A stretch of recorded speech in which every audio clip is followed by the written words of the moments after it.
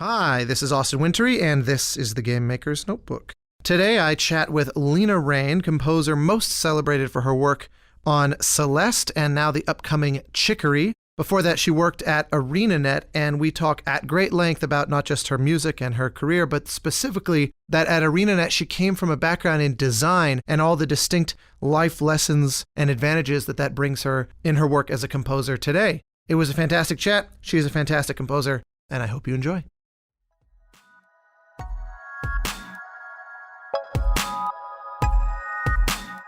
Welcome to the Game Maker's Notebook, a podcast featuring a series of in-depth one-on-one conversations between game makers providing a thoughtful, intimate perspective on the business and craft of interactive entertainment. The Game Maker's Notebook is presented by the Academy of Interactive Arts and Sciences, a member-driven organization dedicated to the recognition and advancement of interactive entertainment.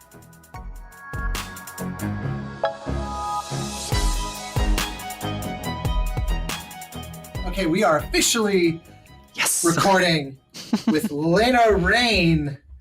Hi. Hello. You are the first person I'm talking to on what feels optimistically like the kind of tail end of the pandemic. I think we are, while we are not, in a world that resembles January of 2020 quite yet, it feels like we're getting there rapidly day by day, but nonetheless, grateful to be. I'm officially declaring that you are you're christening the new era. Ooh. This is my first glimpse into the new horizons of reality. Well, no pressure. You just be you. That's me. How are you? How are you doing? Does it feel like that for you? Is that just my delusion, or does it feel like there's reason for? There's definitely some degree of day-to-day normalcy coming back. At least I'm fully vaccinated now, so I've got that in my favor. Has that enabled you or empowered you or like emboldened you? Probably is the best word to go out and do things that maybe 6 months ago would have fell off the table. Sure, within caution, but I went out with my sister to celebrate Norwegian Independence Day on Monday, and dating this podcast already. But yeah, we actually went to a place that had food that was indoors, and it was very trying to feel comfortable. I was like, is this okay? Is this okay that we're doing this? But it was really interesting to finally kind of emerge into the greater world again. Did that feeling of it's almost like muscle memory coming back slowly in a way, that the kind of social graces of interacting in person and not on a little screen, by the time it was done, did it feel like you were kind of back to normal, or do you feel like I'm going to need a few of these? Getting there, kind of, wading in 1 foot at a time. I asked because I have a friend who went to a restaurant recently, and it was the first time she had similarly in well over a year. And she's always had kind of issues with her immune system. She's definitely the quintessential example of somebody that was extra cautious due to being a bit immunocompromised. And so for her, it was kind of a climactic step to go to a restaurant. But she said after about 5 minutes, she thought, or maybe even less, she almost immediately felt like it kind of just feels like normal life almost immediately. She was really relieved to discover that it wasn't going to be this long kind of coming out of the cave feeling from her. Yeah. I think the main thing for me is making sure that I'm in situations where I know other people around me are being safe and all that. And, as long as that's happening, hey, we can actually kind of do stuff within reason outside. But yeah, for now, it's just kind of things here and there. And I was really glad to get a chance to see family again. I'll eventually see my grandma, and she's been hanging in there. She's 90 something years old, 90, Wow. 95, 96. Yeah. Incredible. But she's been hanging in there through the whole pandemic. She's had to be just by herself, in her retirement community. And Where on the planet is she? Just in Washington as well. Here in Seattle, or Oh. I'm in Seattle, so she's also.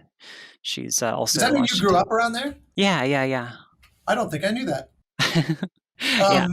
That's nice then, at least to not have to, figure out on top of everything else logistics of traveling somewhere with. Yeah. I mean, I suppose if you're vaccinated, you have the majority of what most places would potentially be looking for, but it's certainly, especially travel to Europe right now, has extra complications that we didn't have before, even for the fully vaccinated. So I guess that's convenient. And she's been okay. I know that retirement homes or nursing homes and those kinds of places have been a very mixed bag of horror stories and success stories. So I gather she's done well. Well, luckily it's like a retirement community, so it's kind of like a gated community with lots of distance and space and stuff. So she basically has like an apartment / condo there, and has been able to just kind of fend for herself. And people have helped her get groceries and all that. So yeah, that's good. It's been good, and I'll be really glad to see her again soon. Has she gotten vaccinated as well? Yes, she's fully vaccinated. Also, she was the first in our family. Well, that would make sense. Yeah, 95. Probably. Yeah, that's incredible. Well, I'm really happy to hear that. I know that's been, it's one of those, that same friend actually that I was just mentioning who went to a restaurant, her grandmother, who I think right now is okay, had a bit of a health scare recently. And she's from Australia. And so she felt very marooned and very kind of exiled to be able to do anything about it. And that was, I know, really difficult. So, I'm very happy for you that it's kind of in your backyard, at least, so to speak, to be able to jump at moment's notice. It's amazing how much this whole thing has cast a new appreciation on simple things like that are really not complicated, but somehow became so. Totally. Well, how has this all affected? I got a million questions that I have. Well, that's probably not the right way to phrase it, because I don't ever do these in the form of an interview. There's just things that I haven't had occasion to ask you before, and I like that I get to document my act of asking, because we've only really ever done the one event together. Yeah, the last GDC that happened. No. There's still one. There was one after that I was actually in Japan, I think. Was it GDC? We did a panel together. Did we? Oh, right. Was it a PAX thing? Yeah, okay, yeah. I was like, where in the hell was that? I could picture the room we were in. Right, but I couldn't picture what event that was. PAX. That was PAX. That was, yeah. Right. And that was the last PAX before the pandemic, I think. May have been. I was at a PAX in Boston literally a year ago when the pandemic started, because it was it was a known thing. People went to that was the last one, and then was that the one? Was lockdown. That where? So I wasn't in Boston. We were at the one the previous year, so at the end of the middle of 2019. Seattle. Yeah. Got it. Wow, so that was already, we're rapidly approaching 2 years ago that was happened. That doesn't even seem possible, especially because unreal. Wasn't Chicory kind of unveiled then and there? It was very recently around there. Right, it was on the show floor. We had our debut demo then. So yeah, I brought you to the booth and we actually checked it out together. Yeah, exactly. But I'm trying to remember, wasn't that essentially the first time anyone, period, was seeing the game? Like was it? Had it been? Yes, you're right. Actually, that was when we did the Kickstarter. That was when we put out the demo and the demo EP and everything. So yeah, that was the unveiling for that game. That was 2 years. 2 years, what? Yeah. I was confused because like I mentioned Chicory to you like at the GDC before that PAX, before it was even like a known thing. Oh, right. I don't know that I knew. Did you call it Chicory? It's possible that I didn't know what I don't think until this moment. I was speaking very vaguely about it because it was a drawing game with with a dog and a paintbrush, you know. Yeah, it's all clicking together now. That I never made that connection because I didn't file it away. My brain sort of stored it, I guess, in the wrong spot because I didn't know what it was. Yeah. Well, that's exciting. Well, that means that this has been, solidly 3+ years, I'm gathering then, which is about right. At least in my experience, that tends to be kind of the magic number that a lot of these end up at. Yeah, totally. Anywhere from 2 to 4. How are you feeling about it? I've got all kinds of thoughts. I've had a chance to listen to some of it. I wasn't prepared when you sent me the album that it was going to be approximately 5 million tracks of music. There's a ton of music in there. Yeah, I wish I could say I've heard it all, but I've certainly heard enough to get that wonderful sense of this is definitely you, and yet it also contains things that I've never heard you do, which is always the most magical combo for me, because it's, you know, it's the new, it's the novel and fresh and the familiar kind of nostalgia is not the right word, but almost like comfort food. Yeah. But how are you feeling about it? How, now that we're on the cusp of its release and we're, you know, barreling towards that day? Yeah, it's exciting. It's really something that like I've been looking forward to for a long time, because I mean, even just within the span of this year, like it still feels like the year is starting, even though it's, you know, mid-May. But yeah, like I had finished writing the music around the end of the year last year, and so this, you know, the beginning of this year was kind of just wrapping up all the loose ends, and then it's kind of been in the process of, you know, getting translated into different languages and ported, because we're going to be launching on PlayStation, all that stuff. So it's, you know, it's been a whole like post production wind up to actually, you know, releasing the game. And so it's been kind of like working on other projects, but then just kind of like this sustained intensity of like, this is ready, it's going to come out eventually. And I really want people to check it out because I'm so excited for it. What is the full scope of your work? You know, just hearing you mention, you know, them localizing obviously shows that you're pretty tight with the team. But where do the edges of your contributions lie? Like, for example, you're obviously writing the music, but are you the kind of one-stop shop for all things audio? Like, are you basically delivering them FMOD or WISE sessions or something? Are you collaborating internally with somebody? What? And part two of my question for you to seamlessly and elegantly bake into your answer is whatever you're about to say representative of the norm for you, or has it been an outlier?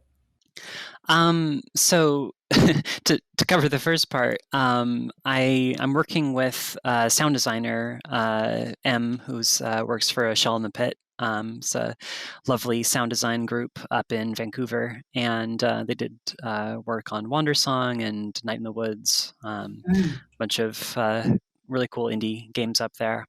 And so M's been sort of all of the sound design mixing stuff, and because I mean, we're working very closely together. It's a very small team. There's like maybe 5 or 6 of us, like in the core development team, essentially, which I'm kind of in close with. And so we're in a Slack chat and just, you know, talking basically every day about the game. Along with, we brought in localizers and stuff into that sort of core group to kind of keep chatting about things. So yeah, like I've been close in with the team, you know, the whole 3 years of development or so. And we're working in Game Maker, which is kind of, I worked on it by myself when I did my own solo development project. And so I'm familiar with like how Game Maker deals with audio, which is not great. Yeah, well, that's the thing. A lot of tools without the invocation of middleware. Yeah. It's often, you know, Epic is making a hard push to try to make Unreal kind of robust and able to do legit stuff that eliminates the need theoretically for WISE or FMOD, but they're the only ones even close. I haven't. Yeah, totally. I imagine this thing is. I've never dabbled with Game Maker. So I don't know the limits, but I've always understood it to be pretty damn. It's pretty basic. Like there's essentially like within the actual like in-engine tools that you can use, you can play loops and you can play one-shots. That's about all you can do as far as what you're telling the engine to do. But you can write your own sort of middleware to get in between what you are scripting and what's actually going to be, you know, the engine is being told to do. So essentially, like, because Greg's previous game was a game called Wandersong, it was an entire game based around singing. Like, that was the mechanic. So you had like a instrument wheel that you would pop up and just, pick notes within the scale of every level. Everything was multi-layered and dynamic and all this stuff. So he had all these tools they had built for this dynamic music game. And so we were like, well, this is essentially the same engine, so let's just use those tools. The game isn't about singing, but we can still use those dynamic music implementations to actually like do some cool stuff with the music in the game. Wow. So walk me through some of the things that you do, because obviously having not played it other than looking over the shoulder briefly at PAX 2 years ago, listening to the album, it does a very good job at feeling like each track feels very much like a piece.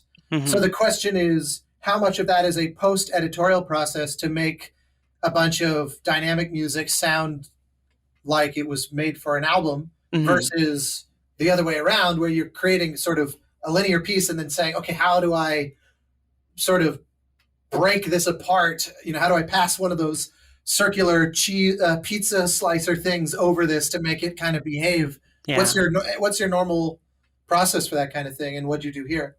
Well, to kind of like circle back to the second part of the question that I didn't answer yet, I'm well done.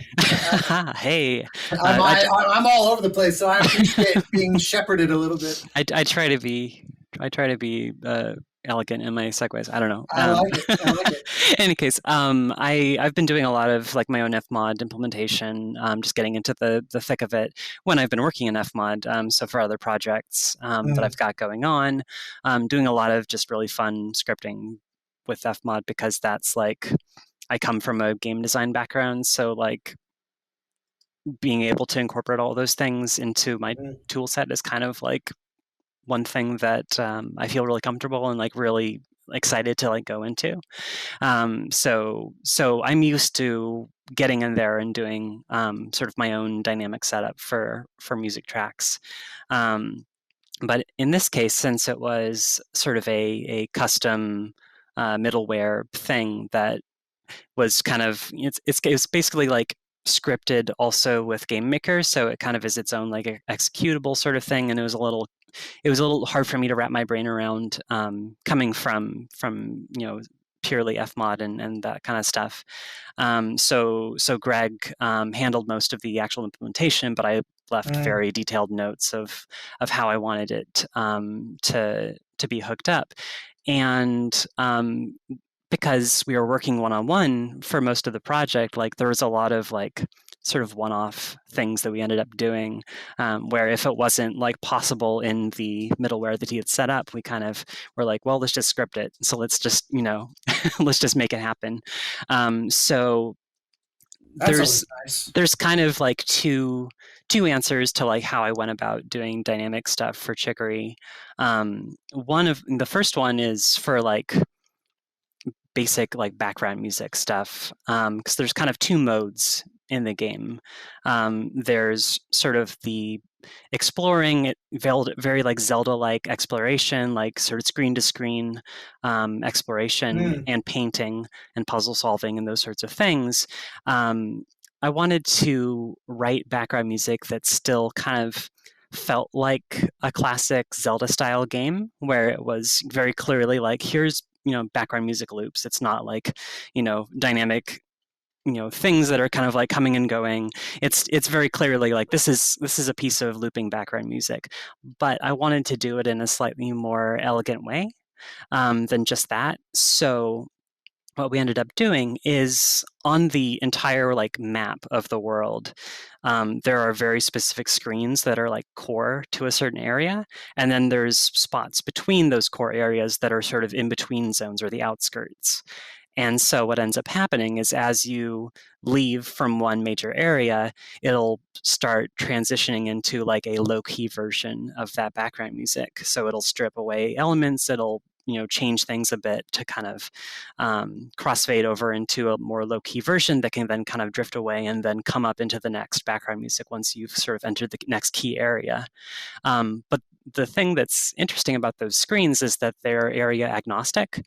So depending on where you've come from, it's a different piece of music that's leaving. So you could have, if you're coming from the woods, for example, if you go into the transition area between the woods and the village, you have the woods music kind of drifting away. But then if you come from the village, then you have the village music kind of drifting away. So it creates these sort of agnostic zones where the music Does that mean you're hearing... Sorry, I didn't mean to cut you off. No. What were you saying? Oh, no, I was just finishing my sentence. Go ahead. Fair enough.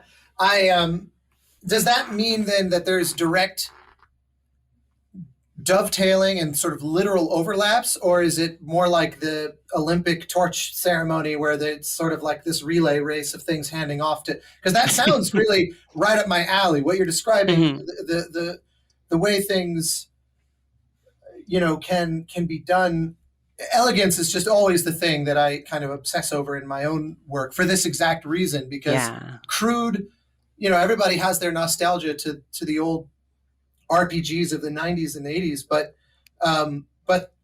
we can't call those music systems elegant. It was a lot of hard edges, Right. It's just like, and it just... This screen has this music. You go to the screen, next music. Yeah, it's brutal. Yeah. And it's funny because as someone who grew up really equally a gamer and a film buff, it was not lost on me that the movies just never did things like that. So I would love the music in a game, but find myself annoyed with it for those reasons. And I didn't really know how to articulate any of that or know what was going on. But that was kind of my struggle. So I love hearing this because I had no idea there was this aspect to the game. It's answering a lot of questions that were implicit just in listening to it, because when you say it feels like a looping piece, that kind of answers, I think, my question that these were essentially conceived of as linear statements, but they're part of like a spider web of possibilities in all directions. Is that fair? In a way, it's like it doesn't get as complicated as possibly like the coolest version of that system. Like you could do with the right tools, you could make it even more smooth and elegant and all that stuff. But like essentially what happens is, it's transitioning to, a different version of the track as it sort of either linger in those screens and it'll kind of gradually kind of fade away, or you'll go into the next area and it'll kind of, do a bit more of an elegant fade out while the next piece comes in. Yeah. Where does you said you had a background in game design, and obviously I want to talk about your time at Arenanet, and we'll pass through all those stations, I'm sure. Yeah. But I think you are definitely unique amongst composers in that way, especially having made your own game. It's sort of a text adventure, but it's a game as far as I'm concerned. I mean, totally. You'd call it a game, I assume. Oh yeah, of course. Yeah. So having actually really cut your teeth properly and not just been a dreamer in that regard, does that inform your specific outlook on the possibilities of dynamic music? I ask because the subtext of my question is that there's a lot of composers. Actually, a better way to phrase that is composers run the full gamut of opinions on dynamic music, where some are ravenously obsessed with it, which is certainly where I would put myself, where it's like the one thing that I think really makes games in terms of game audio or game music. Yeah. And then there's others who just love the creative exercise of games and really couldn't care less about how it interacts with the game, or they delegate that because they feel like I'll just never really understand that.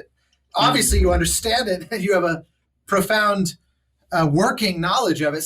But the question is, how much does that enter into your head? How much does it motivate you? What is your relationship, I guess, in general with just the very idea of dynamic or interactive music? I think it's something that has kind of driven a lot of my curiosity, both in terms of music for games as well as game design over the years. Like I started, tinkering in game design way back when like RPG Maker was sort of like RPG Maker 2000, I think, was the first release that I played around with. So around the year 2000. And although in fairness, there was like a 5-year window on either side of the year 2000 where everything was called 2000. So absolutely, yeah. We haven't narrowed down the date too much, but you never know. Exactly. But in any case, like I picked up that engine basically to just kind of tinker around with, mostly because I was really curious of how game music implementation could work, essentially, because back in that release, it was pretty tied to like just straight up MIDI files for all of the background music in that engine. And so it had a whole lot of like scripting tools in there to like how to affect the background music, to change the BPM, to change, you know, whatever you're doing with the music, and to play different pieces of music, to play them simultaneously. Like you know, was doing all of those things, or had the capacity to do it, because you were just playing MIDI files. And so I basically like made an entire like village with a dynamic day-night cycle, and then wrote music for it.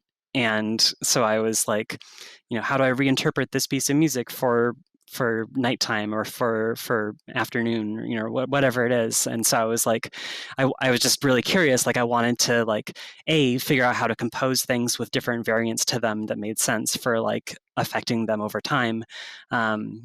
Because this was also at a time when, like, I guess, like, Legend of Zelda: Ocarina of Time had just come out, and it had sort of the overworld music that changed with the time of day. And so I was like really into figuring out like, how did that actually work? How was that possible? And so a lot of my initial like excursions into game design were fueled by like making interactive systems that the music could tie into.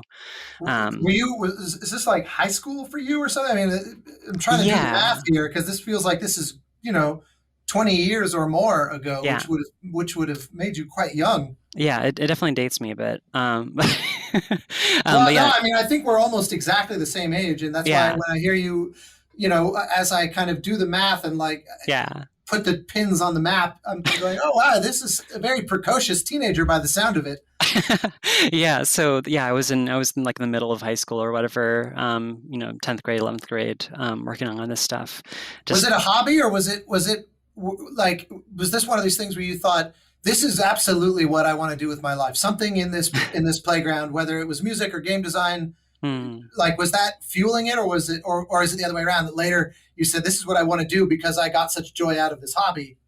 I think at the time I wasn't really considering what jobs were as just like a general thing. Like I was, you know, how innocent, blissful, and I definitely like idolized a lot of the game composers that I grew up listening to. Like I, you know, was very much kind of putting myself mentally in that space of like, I would love to do this.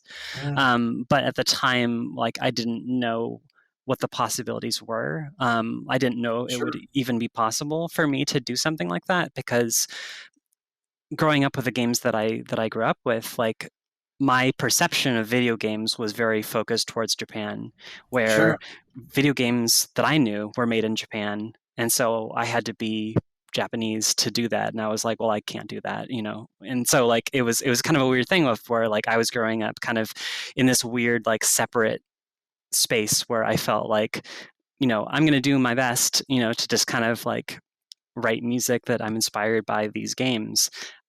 And then, you know, as I was getting older, I was realizing, oh, right, games are made everywhere. You know, it doesn't really matter. I can still be a part of this in some way.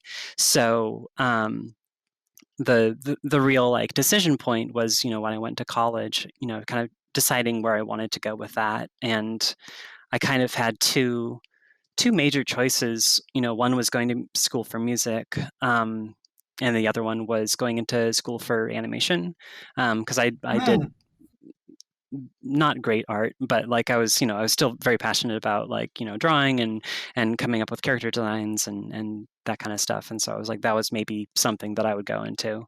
And, you know, obviously that, you know, I prioritized one over the other and focused on music, and very glad for that.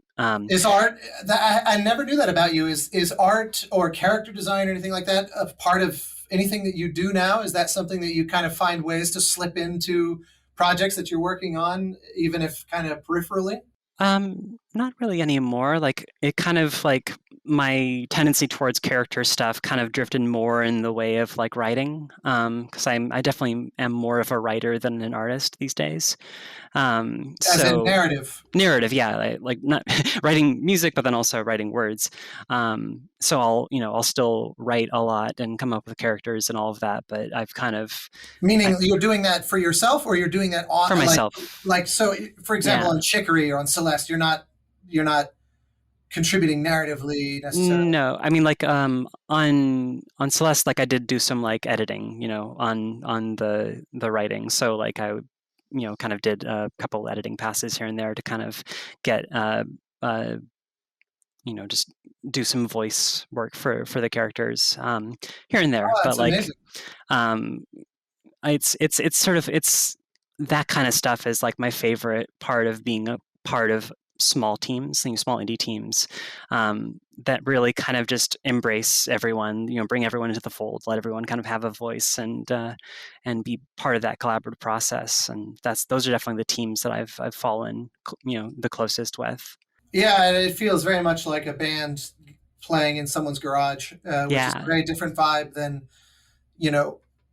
having a meeting at the big office where the receptionist, you have to write your name on the sign-in list and show your ID, and then they swipe the card and it opens the magnetic locks. And I enjoy both, but I definitely resonate deeply with what you're saying. Of there's something about. I remember on the Banner Saga, which was similarly very small team. There was a thing where we had this idea of having in-world songs where it passed the caravan. The game had this kind of Oregon Trail side-scrolling thing where you would pass by these landmarks. And I said, I think it would be cool if the caravan sings every time you approach one of these. And then when we went to go make the sequel, we was trying to figure out ways to do things differently, similarly. And because the second game has a second caravan and you're kind of narratively ping-ponging back and forth between these two very different groups. Yeah. And I said, it would be interesting if the second group thinks that singing, because these huge landmarks they call them godstones, and they were like these huge statues. Yeah. And I said, what if the second group, the group called the Ravens, what if they're offended at the fact that the other group sings? So I remember I called the writer and I said, can we put in some dialogue that basically has them scoffing when at the beginning of the game when the two caravans are joined, can we narratively construct into this that the second group never sings and in fact is offended when they do, and that for them singing has a very different kind of ritualistic thing. And we were able to build all this kind of narrative and lore, and I just love that. And it is real hard to do that if it's if that person is like 30 different handoffs of emails away and stuff. It can be tricky. Yeah, like I've definitely done both also, and really have just in vetting the projects that I decide to put my time towards, like I have pretty much always just prioritized the smaller teams, the more personalized projects. And those are the ones that I click with. So yeah, it's one. And in Chicory specifically, like we had just such a fun time just like coming up with characters and doing all this stuff, because there's so many characters in the game of just like these really like lovely like illustrated animal characters that our character artist Alexis did, and each of the development team has their own character in the game. So we all kind of designed our own character and put them in there, and there's so then yes, your art sensibility is making its way into games. Then there is one character that I've designed in game. You are a liar. You lied right to my face.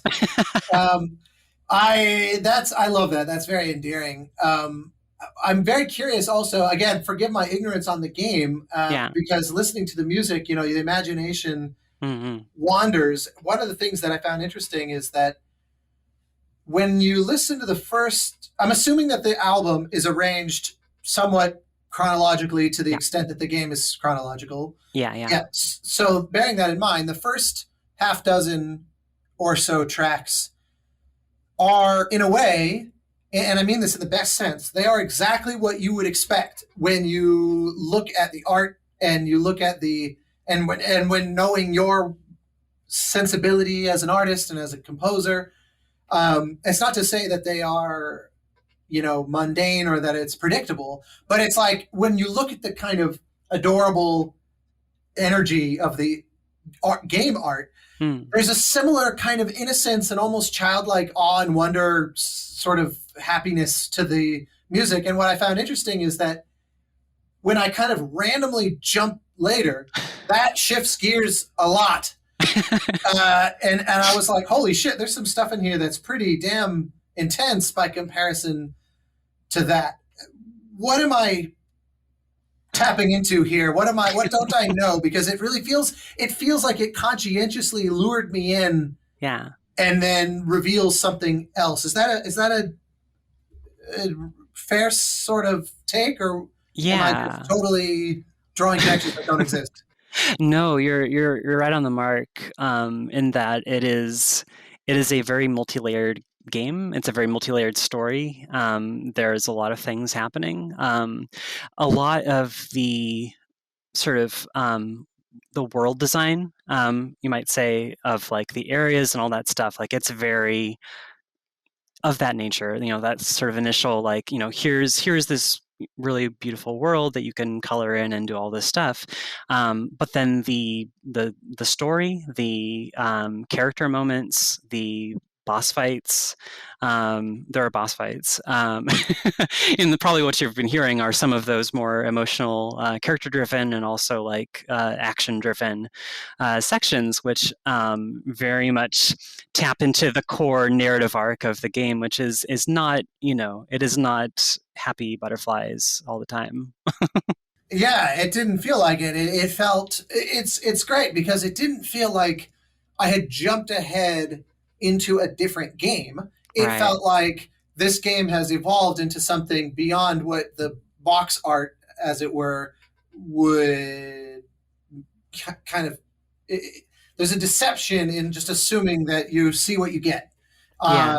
And that's, a lot of games aspire to that. Also, I think a lot of composers don't quite know how to pull off what I felt you pulling off, because that cohesion, the fact that it felt like, okay, yeah, this is a sure, absolute continuation. Of course, it helped that there's a very catchy little melody that I kept tracking repeatedly. So that's always one good trick. But you seemed to really kind of hold true to whatever that identity is. Is this a process for you that comes naturally? Is this something that you're doing on purpose? Is it an intellectual? For me, it can be a tad intellectual, where I'll say, okay, this score, I'm just never going to use this instrument ever. Like I make rules, and then I have to find ways to solve my problems with hopefully kind of like a really restrictive rule set. I like doing that as a kind of exercise for myself. Is there anything about that with you, or as a feel by feel and touch, or walk me through your process?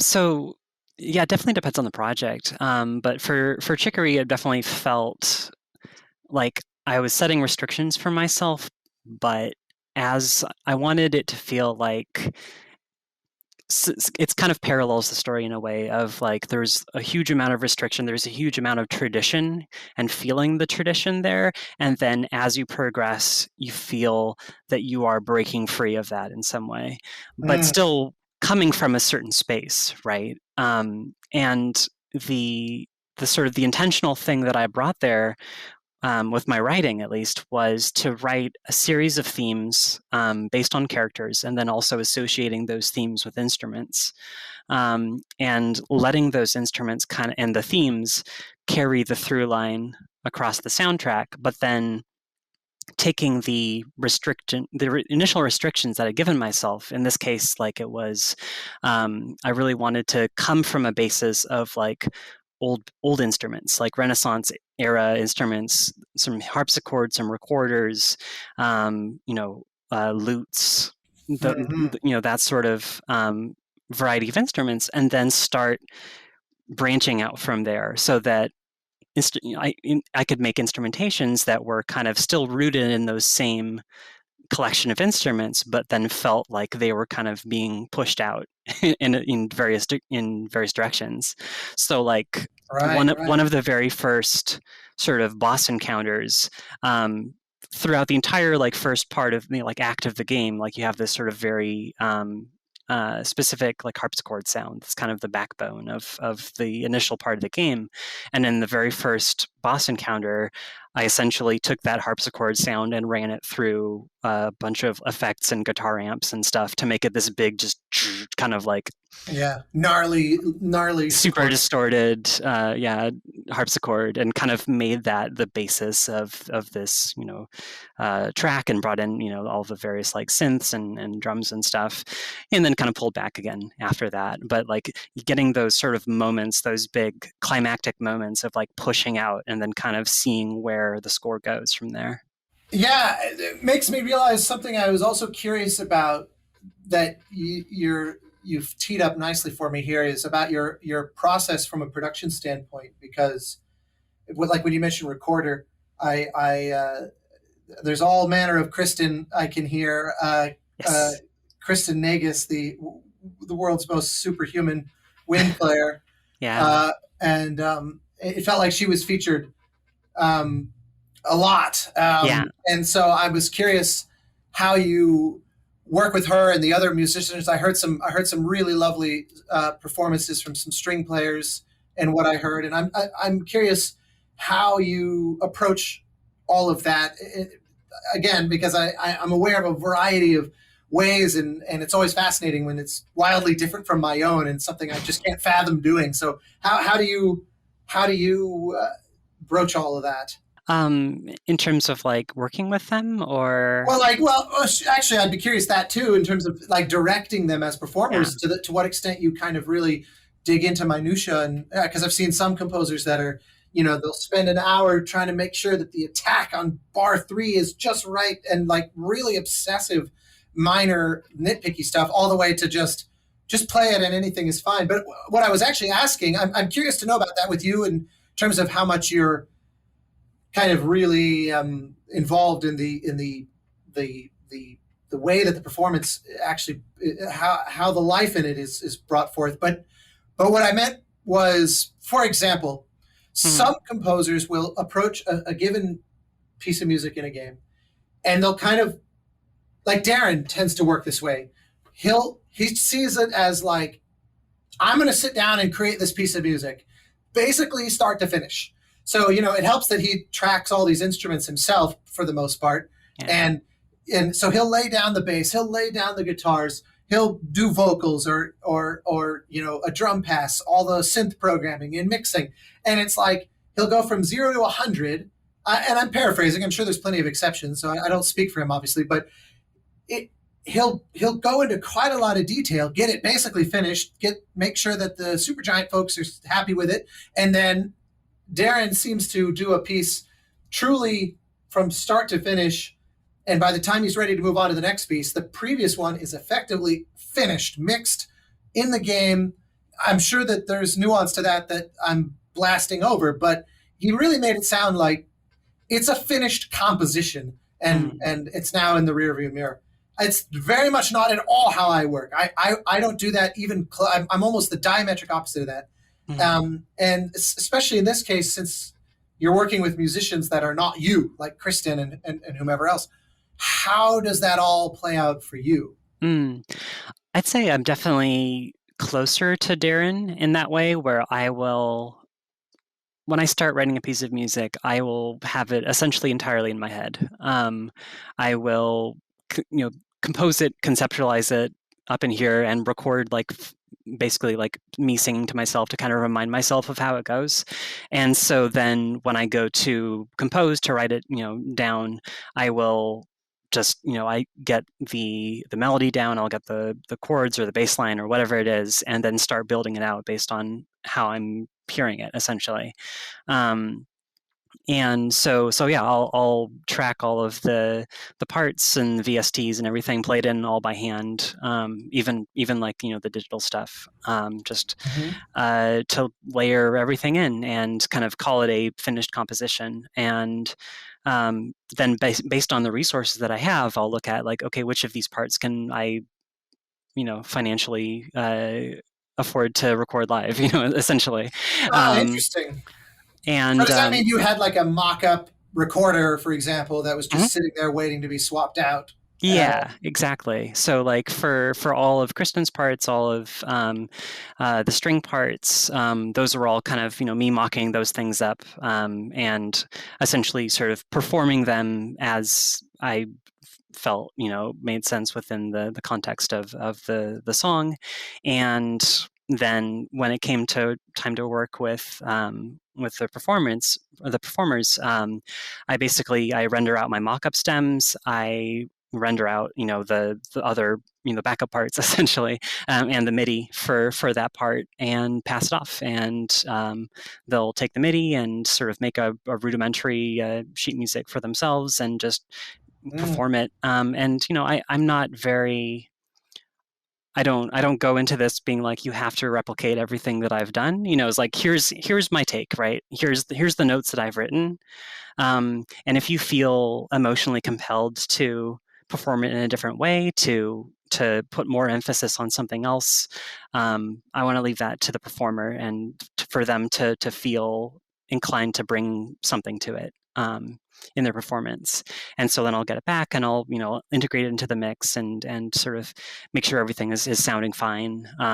And if there's anything like super major, like I'll go back and be like, hey, maybe the intonation isn't right here, or whatever it is. But like, anything else, like if there's just like a little change I need to do, I'll just edit it myself, and all that stuff. So yeah, it's a pretty open process. Like I don't feel like I need to be right there and dragging all of the performance sliders for my performers. Yeah, right.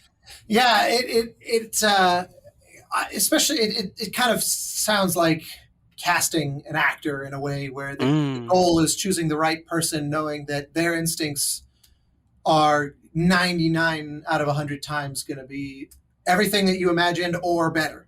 Yeah, and that's the thing too, is like when I'm reaching out to instrumentalists to play something for me, like I do some pretty extensive research of just listening to other stuff that they have done, which is why I tend to work with a lot of like home studio musicians, people that do covers on YouTube, like things, like Carlos Sain and Saint in the Rain music. Like he's a soloist that I reached out to because of his amazing arrangements that he's done on his channel, and he had that exact like saxophone tone that I was going for, and I was just like, you would be perfect on this, and he was. So yeah, you do you. Yeah, exactly. Yeah, that's very much how Kristen and I met as well. She did a cover of Journey on English horn right after it came out, and I was like, I thought, damn, I've worked with some really amazing oboe and English horn players in LA as part of the session musician community, but there was just something really special about the way she played, and I just loved the kind of entrepreneurial spirit where not only did she take it upon herself to do this arrangement, and she made like custom. I mean, I'd probably easily entertained, but I even just the fact that she had made like custom art to have as the placeholder image on YouTube. Turns out she's this talented visual artist, which I had no idea at the time. And but she also did a backing track, with a bunch of mock-up instruments. That was legit. I heard it, and she was so kind of ashamed of her VST prowess, but she did it so smartly because they were 5% of the experience. She leaned very heavily on her own performance and just had those as kind of sparkle in the background. And I thought, oh, well, you're someone I need to be in the Kristen business right away. And I don't think I go more than a few days without sending her something now. I mean, she's on every single thing that I do. Yeah. There's only one other musician really that's true for me, that it's just, I can't fathom making music without them. Two others I can think of really. And so it's made me happy that I'm loving that the world has sort of discovered her, and you really can write there's real proper writing for her. I mean, I hear really expressive music and stuff that's very beautiful for her in Chicory. And yet also there were things that I thought, oh, she probably had fun tracking that, because that's not the easiest part ever. And that's always nice too. She's always like super enthusiastic to just try anything, just really just lean into it. And she's, just like what you said, like she's so expressive. And the thing that I really felt really strongly with, she resonated well with Chicory is that like everything, a lot of the woodwind performances are very character driven. There's a little bit of a Peter and the Wolf kind of, situation where there's character instruments for a lot of things, and so she was really able to emote these characters through their parts. I felt really, really well, and even though she's playing two characters that are interacting, in a duet or something, like she's still able to kind of bring those different characters into how she performed with herself, essentially. Yeah, it's like Seth MacFarlane doing Brian and Stewie singing in the scene together and literally voicing it all himself. I always thought that was a surreal and kind of unique talent. Let's back up and go back to some basics. Sure. Since hearing about your early curiosity about this stuff, it's fascinating to me. Like in high school, I mean, when hearing about your RPG Maker 2000 dabblings, what stands out to me about that was that you were doing it in this very open-minded, curious, and passion-driven sort of way. And it didn't sound, based on the way you said it, that it was driven by this ambition toward pursuing this as a career. So what that makes me wonder is, it's sort of two-pronged question of when did games become a big part of your life, and when did music become a big part of your life, and how did each of those happen? So it actually kind of happened around the same time, like when I was very, very young. And I like what is very, very young for you? Like 6. Okay. That's kind of like when I became conscious of myself, I feel. Well, it's so funny how, it's like when I talk, like a dear friend of mine is in his mid-40s, and if he says when I was young, it can mean anything below 29. You know what I mean? So it's like, I'm always trying to calibrate. Yeah, no, I consider very, very young to be like the very earliest like conscious perception. Right. But because both games and music have been a part of my life since then, it just kind of feels like this constant, it's that never ending like bio that you see of like, I've been playing games my whole life, that sort of thing.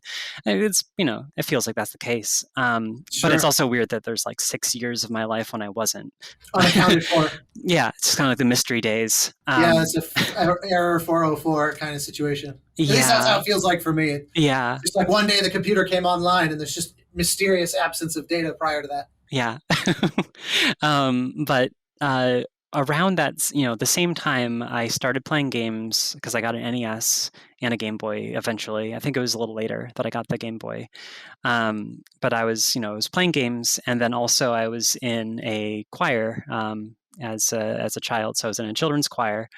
And learning music theory, learning solfege, learning all of these things, advancing through these different choirs, towards the sort of performing touring choir when I was like 9, 10, 11. So, that period of my life, like I was very seriously, thinking about music. And what drove that? I mean, your parents had to have something to do with that, I would think. Yeah, I think they encouraged me, but I pretty distinctly remember, like, at least my mom, like, remembering something of like me just kind of pointing out a choir in like a pamphlet at school or something, and being interested in it. And so my parents, were like, okay, sure. So there are put her in choir. Are your parents or anyone else in your family in general particularly musical? Yeah, my dad is a fiddle player, violinist. He's a composer as well. Okay, that starts to explain things a little bit then. Yeah, so music was definitely like a constant thing when I was growing up, even Well, beyond all of that. what about your parents in terms of gaming? Like, who put the Game Boy and the NES in your hands, or what I should say, what prompted that? Was it just again you looking at a pamphlet of like Nintendo Power magazine and going, "I want"? Yeah, I don't remember specifically. Like, there might have been some like peer pressure involved, or not, but like peer influence, not Right? pressure. Yeah. But I don't know. Like, I just remember at one point it was a present, and I started playing games, and that was, I'd have to ask my parents for like further clarification of I mean, how that happened. But like, I just remember like there was video games suddenly, and I was playing them and having fun. So. I ask because we're kind of right at the cutoff of the age demographic where it's not unreasonable that our parents basically got themselves an NES and then chose to share it with their kids. Yeah, which is a little bit the situation when I was growing up, because I have a lot of memories of watching my dad and my sister play, Mario and Tetris and whatever else on NES together, and then I being kind of brought into the fold. Not that either of them are gamers, especially, but that's why I was curious if it was like music, kind of ambiently, like they're into it, or this was you kind of finding your own thing. Well, it was definitely because I'm the elder sibling. My sister is 6 years younger than me, so she would have just been born when the game systems entered the household. So maybe that was also part of it. Of like, we'll keep her entertained with video games while we're raising a second child. Yeah, right. Distract her while we go off the grid for about the next year and a half. Something like that. But yeah, like it's and hey. So. But on a whole career, I guess, by doing that. It worked out. Yeah, for real.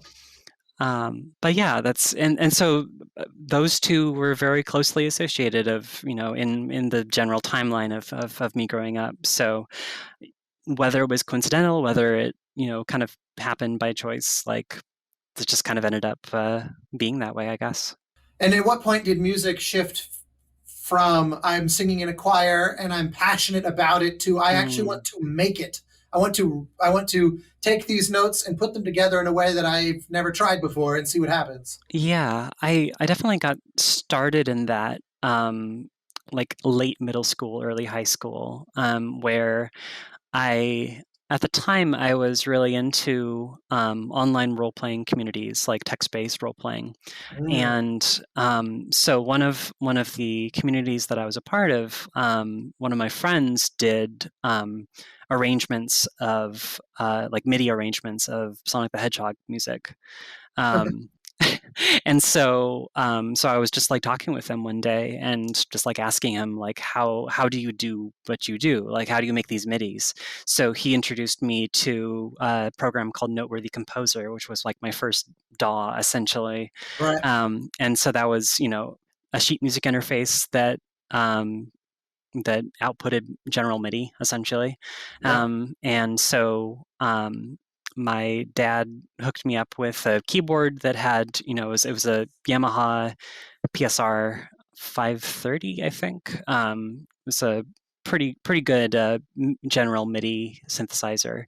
And so hooked that up into my computer and did MIDI out, MIDI in with that. And so I just started arranging songs from games and just kind of, or not even arranging them, just transposing them. Or transcribing, sorry. I was going to say, are you unsatisfied with the key that like Koji Kondo chose? Or no, it was terrible. This should never have been in G.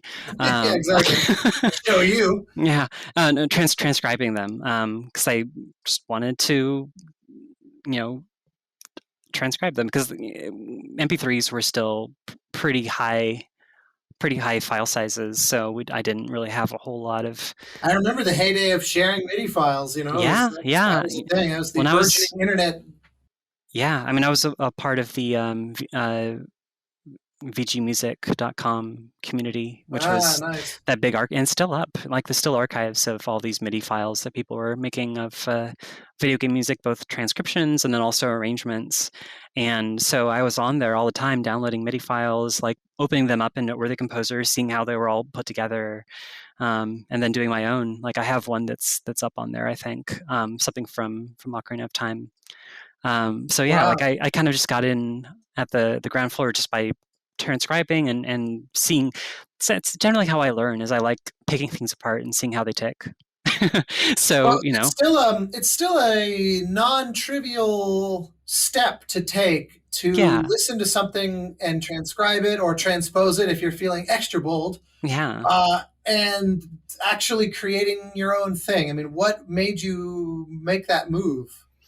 It takes a certain amount of courage. A lot of people, especially the deeper down you go, the sort of the rabbit hole of learning the repertoire, and the more you start to realize, like, wow, these towering figures that are creating this music, how can I possibly, have the hubris to try to stand amongst them? It's a very common thing that young, early young creative types have to contend with. How did you bridge this gap of now I want to make my own stuff? I mean, I think it was pretty simple for me. It's just like I didn't listen to a lot of pop music. I didn't listen to a lot of, music that was being targeted towards me. I just wanted to I liked video game music, and I wanted to write more music for me to listen to, basically. So, I wrote the music I wanted to hear, essentially. And does that mean that you were kind of fictionalizing games that oh this yeah, music was absolutely. for? Oh, I Yeah, love it. yeah, and from almost every piece that I was writing had some sort of like, this is the town square, or like this is a battle theme, or whatever it is. Like, it was all kind of framed around the context of games at the time. And in some cases, like, experimenting with RPG Maker, like, to actually put them in a game, even though it was like all the assets were already there, but it was still, my music was in there and my writing was in there. So it still felt like something that I was creating. But yeah, I just really wanted to express myself, I guess, and just, write stuff that was mine.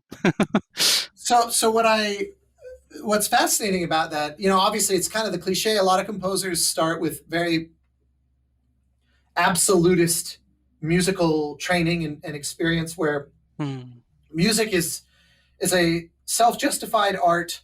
You write string quartets and piano etudes and orchestral works or choral music. And obviously, there's one school of very academic thought that is happily on its dying breath, mm, that anything other than that, anything other than the deeply, deeply personal self-expression from the composer, free of yeah. all external constraints, represents some kind of sacrifice or, well, you got to pay the bills somehow kind of thing. Obviously, you and I can just tell we feel similarly about that attitude. And it Yeah. was something I definitely had to deal with as part of my education, because I wanted that. I wanted to know what those people could teach me, but I hated their attitude. And it took me a long time to kind of fully Yep. shake free of it. Yep. So, but that said, you not that long ago released a solo album not attached to any game. Yeah. So in a way, you've circled back from this, like, I'm very much thinking in this headspace of writing music for games, to now I'm just going to express myself purely on my own terms. Mm.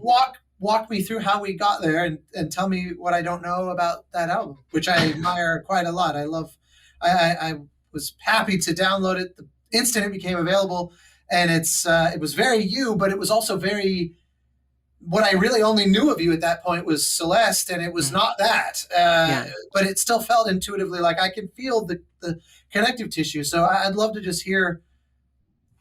I'm throwing a lot of different things in your direction right now, so I'm not really asking something specific. I just kind of want to hear where your mind has wandered in response to what I'm saying. Yeah, it's definitely like the journey from getting education in music towards where I am in my career right now has been kind of this weird meandering path, I feel, in a lot of ways, where I started after college trying to very specifically get a job in games, and it didn't really work out. Like it was not the right time, or whatever it was. Like I didn't have enough experience.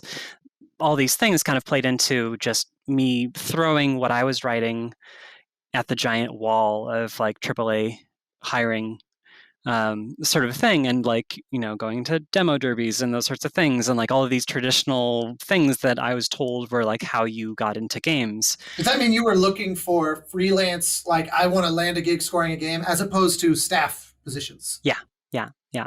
I had no idea that you ever had a chapter. Well, I'd unpack just briefly. Remember your train of thought, but Yeah. I want to pause on that for just a second and hear more about what made you feel like that wasn't the right time. I mean, obviously, if it didn't yield any work, you were that's one obvious analysis. But I'm just curious to learn more, kind of about that chapter. I don't know anything about that period of your life. Yeah, it was because I left college, you know, I graduated and got my degree and everything, and at the very end there, like the last year and a half, I'd say, of college, like I got really into, like I joined the Game Audio Network Guild. I went to a couple of GDCs. I was networking with people on like the forums for the sample libraries that I was trying to write music in, et cetera, et cetera. And so I was kind of being presented a game industry that was looking for a kind of music that I wasn't writing, essentially. Like it was, you know, 2006 or so. And so like everything was like big Call of Duty, Hollywood, AAA action stuff. Like that was the only thing that I was hearing from other composers, like trying to get jobs and everything. And so, you know, that was me. Like I went to How would you describe the music that you were writing? Like trying to go in that direction, but not going far enough to feel like I was a part of that. But then also just trying to be me, and like that kind of being in conflict. I definitely wrote a lot of, you know, music that was kind of trying to be fully orchestral, you know, with sample libraries and stuff, but then also like including a lot of synths and a lot of like weird like effects and like stuff. And it just kind of like it ended up, I don't know, sounding kind of like I was trying too hard in a lot of ways. At least that's my perception. Like I'm my own worst critic, but yeah. What would happen when you would submit for jobs and stuff, or you know, found yourself with a chance to demo, or what was kind of the experience like? Kind of two things. Either I didn't hear anything, or I got the opportunity to demo and like I got to sort of like the final round, and then someone else was hired. Right. So I was kind of like always like the second pick for a couple of projects that I was getting at least the opportunity to demo for. It was a lot of weird stuff. Like one of the games that I ended up demoing for was Clive Barker's Jericho. If you remember that game at all. Yeah, Chris Velasco ended up doing that game. Yeah.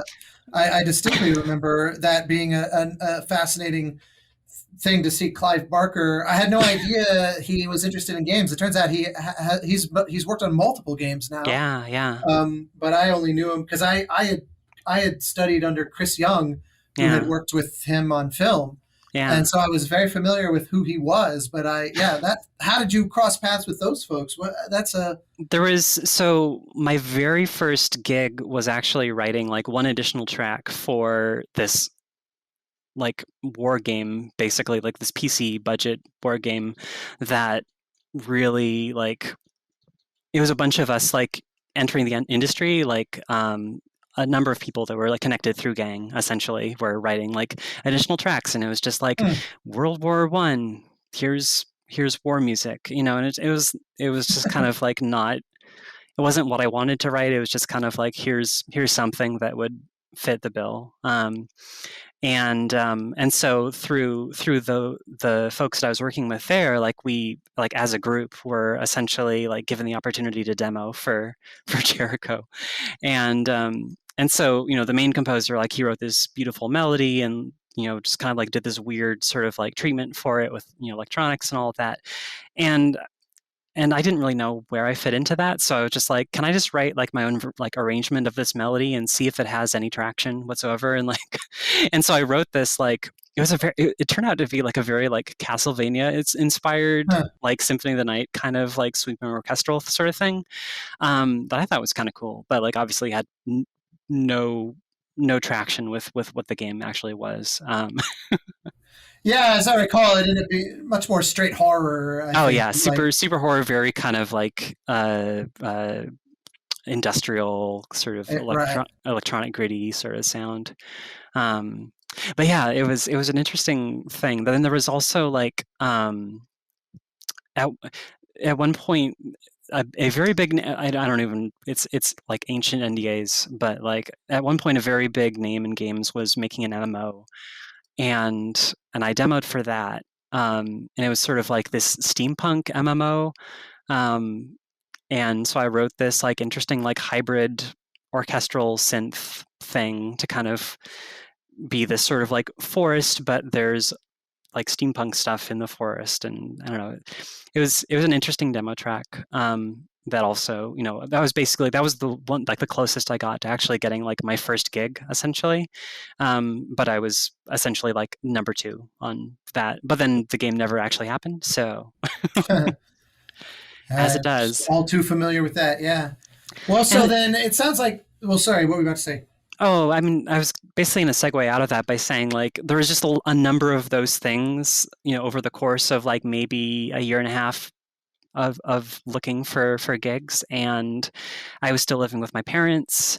I needed to get a job. I needed to move out, and so I just was like, I need to do something that's not this. And so that's how I got into the greater game industry, by looking for like QA positions and you know so that was my very first actual like full-time job, was working certification QA at Nintendo of America. So that was like my first 2 years in the industry was just doing that while I was still writing music for myself, like on commutes and stuff. So, would you describe the thing that made you go look for a job like that? Mm-hmm. Was it a practical thing in your mind? Were you just trying to be sort of sensible and even keeled about it, or did you feel discouraged? Like, fuck this, this, like, I don't want them, they don't want me. Like, how was it? Was it volatile, or did you feel like, oh, maybe I'm just not ready, or like, just walk me through how you felt about all that? I mean, it was a mixture of things for sure. Like I definitely felt discouraged. I felt that like I had no real connection to the rest of the industry, and I needed to like find a way to connect with that. Yeah. And I had made some casual friends, just going to GDC and kind of finding other composers that I vibed with, but like there wasn't really anything for me to go off of, and so I felt like maybe I wasn't experienced enough to land anything yet, and then also that every opportunity that was being presented was something that was very much not something that I really gelled with. So yeah, it was a big combination of things, of like not really sure how my music fit into the industry at that point. Hmm. So did you go? So that, I think, road eventually does lead you to Arenanet. I would think. Yeah. Was there any stop between Nintendo and there, or was it one Just to the next? there's a brief stop at Warner Brothers Games, which was also located here, and so that was like going from a platform holder, Nintendo, to Warner Brothers, which was a publisher, to Arenanet, which was developer. So it was kind of like getting closer and closer to Right. development. Into the inner solar system, one planet at a time. Yeah, exactly. And so when I was there, was really kind of where I found my passion for just game development in general. Like, I didn't really know what it was like to make a game until I was at ArenaNet. And did you join initially? Because you were in the sound department. You were doing like dialogue editing and stuff, if I recall. no, I was doing QA initially. So before um, I joined a couple years before the game released, Guild Wars 2 released. Mm-hmm. And about a year or 6 months or so into working there, there was a design position that opened up. And so that's right. Yeah, so while I was working there, I was kind of fiddling around with the design tools and was like, I could probably do this, and this seems fun. So when the design position opened up, Awesome. I applied for it, and I didn't actually get hired directly onto the Guild Wars team, but I was hired onto a prototyping team where I was basically one of two designers, and we were essentially creating a prototype for a game that never actually got made, but it was just an internal project, and so I essentially got to have a mentor that was teaching me how design language worked and how to script things and how to do all these things, and I was coming up with event systems and quests and stuff using the scripting languages that they had.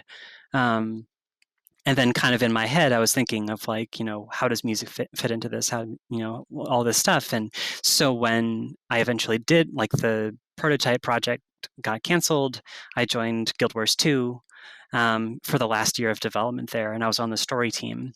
So when I was on the story team, I kind of headed up music implementation for the story, because we had all of these, all the music had been written for years. We had a whole bunch of Jeremy Soul's stuff that was all just sitting there waiting to be implemented from way back. Yeah, from way back, and so there was all of these cues that were for various emotional things in the storyline that were none of the other story designers were really on top of putting that music to the story moments. And they just a lot of them really wanted the background music to just keep playing. We're just in the world, we don't need to script something specific for this. And I was very adamant of no, we need to have moment, we need to have music at key moments to really sell some of these things that are happening. There's some heavy stuff in this story, we need to and so I love it. I mean, you're a storyteller. I mean, that's such a difference. It's not, music isn't wallpaper, or it's not carpeting. It's part of the air we're supposed to be breathing. Yeah, and so I pretty much spearheaded just, hey, let's actually take into consideration these music cues that we do have. And so I cataloged words. Categorized. I like that. Categorized. I don't know how that's not a word. It is now. Yeah, it's official. I made a list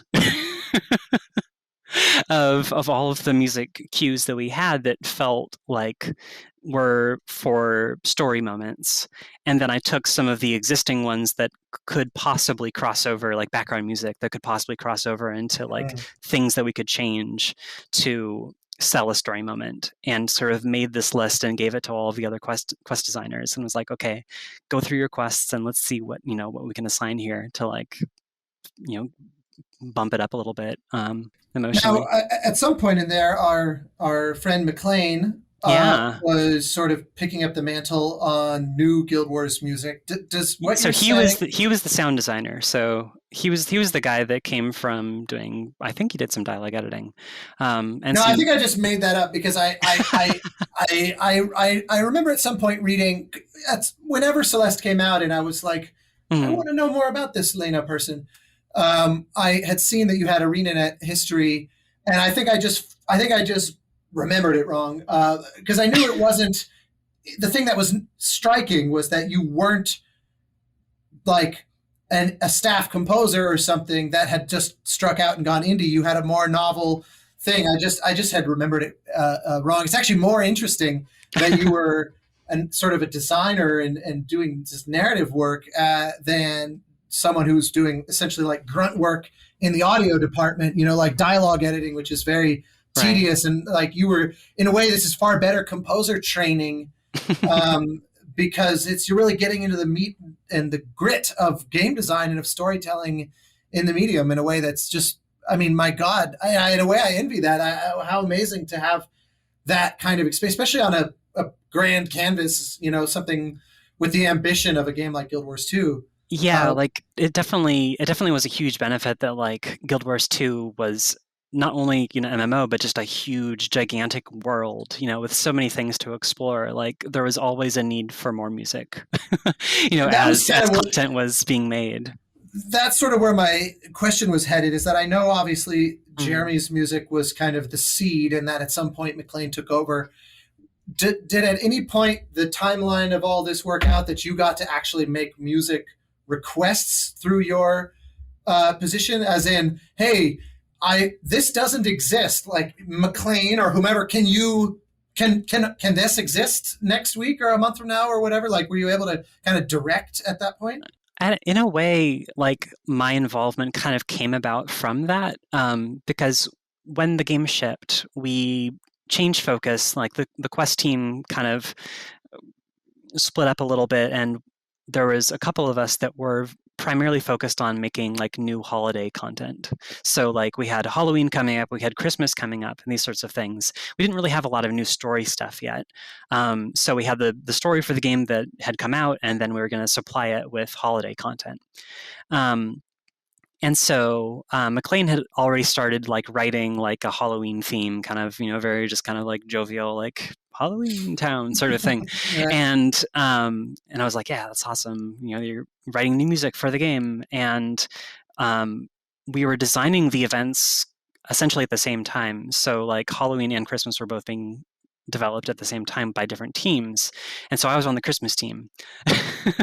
And so this is the story that I generally tell a lot, because it's very indicative of just kind of how I got into actually working on the game. There was a whole bunch of events, like sort of like mini games, various sorts of things that we could possibly develop for the holiday, like on a whiteboard brainstorming session sort of thing. And one of them was bell choir. It's just kind of like an abstract concept. And I was like, oh, I love bell choirs. Like, I played bells in a bell choir once, and that's music. That's cool. So I kind of like... Freaking hard to write for, though. Yeah. You have to it's like writing for piano, where you have to think about each finger is one person. As a person. And I tried it one time in high school. I tried writing one piece for our high school handbell choir, and I found the amount of mental bandwidth relative to writing an orchestral piece, I was like, my God, this is too hard. This is a pain in the ass. Yeah. And I've never known anybody. I didn't know that anybody ever brought that to games. You're delighting me right now. So like, it was a totally abstract idea of just like bell choir. What is this? And so I was like, can I pitch something with this? And so I just like, I took that onto my plate. I was just like, I want to come up with something that's bell choir for Christmas. And that's so awesome. So what I ended up coming up with is I prototyped the system that was basically like Guitar Hero for bell choir, essentially, where you had like a visual of a bell, like you just were all the bells, but you had a visual of a bell, and you kind of had this like track in front of you. And I took the combat system from the game and I turned it into essentially Guitar Hero UI, where you could have projectiles being fired from a source. And so I made these note projectiles that kind of were the slowest possible velocity. So they like very slowly went down the thing. And then before they hit you, you had to hit them with your bell, and that made the note. That's amazing. It's so fun. I had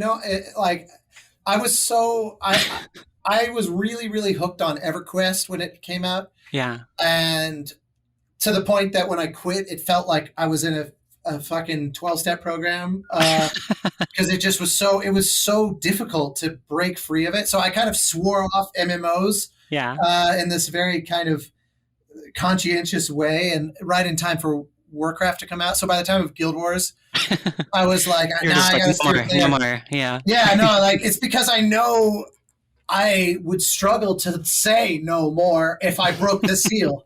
I need a game that can roll in credits. So, you can move on to a different game. Yeah, exactly. Yeah. So the result is that things like what you're describing, I've largely missed out on, and because what you're saying sounds so awesome. I had no idea this existed. You're exposing a major ignorance on my. I mean, this must have been a hit, because there's nothing. It can't be anything else like this. No, it was pretty fun to like just come up with something that like who would have thought, like, let's put, a rhythm game, into an MMO, and like a couple of MMOs have done that kind of stuff since then. But this did ship though, right? It didn't. Mm-hmm. It didn't like. Yeah. Okay. Yeah. And it must have been received amazingly then. Yeah, it ended up working out, and the thing though that was the impetus for me to actually like write music was we didn't have any like Guild Wars holiday songs. Right. Sure. And so like I had to basically like I needed to have songs that you were actually playing for the minigame.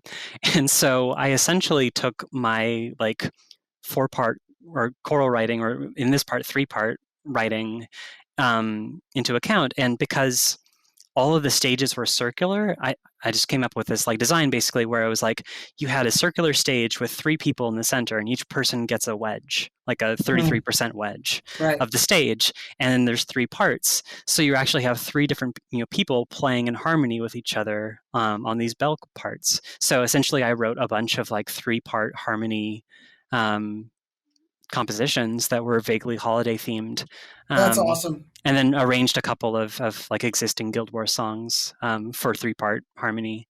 And so yeah, like McLean and the audio team kind of like got wind, because they had to record bell sounds for the bell choir, and they're like, "Wait, you wrote all these songs?" And I was like, "Yeah, no, yeah, and you write music? Oh yeah."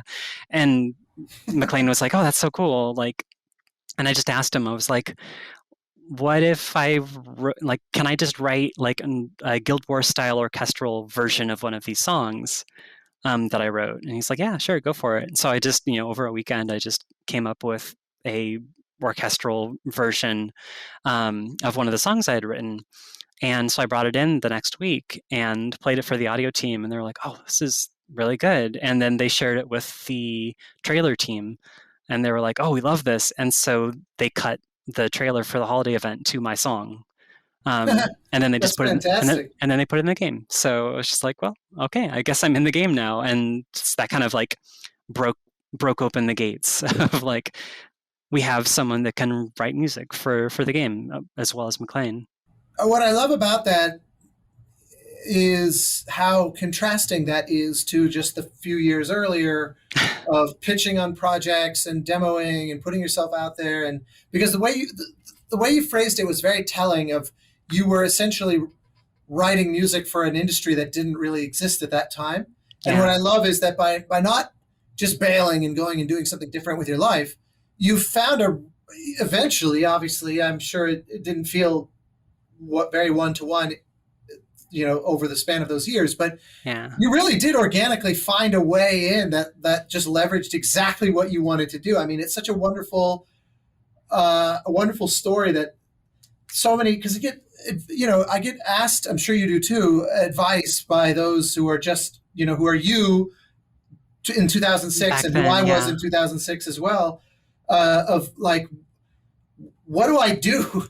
And there's a kind of contradictory answer that I always want to give, because on the one hand, it's like you should hustle like you've never hustled before, and really like put yourself out there and know that you're going to get rejected, and just learn to stomach it and kind of develop a thick skin.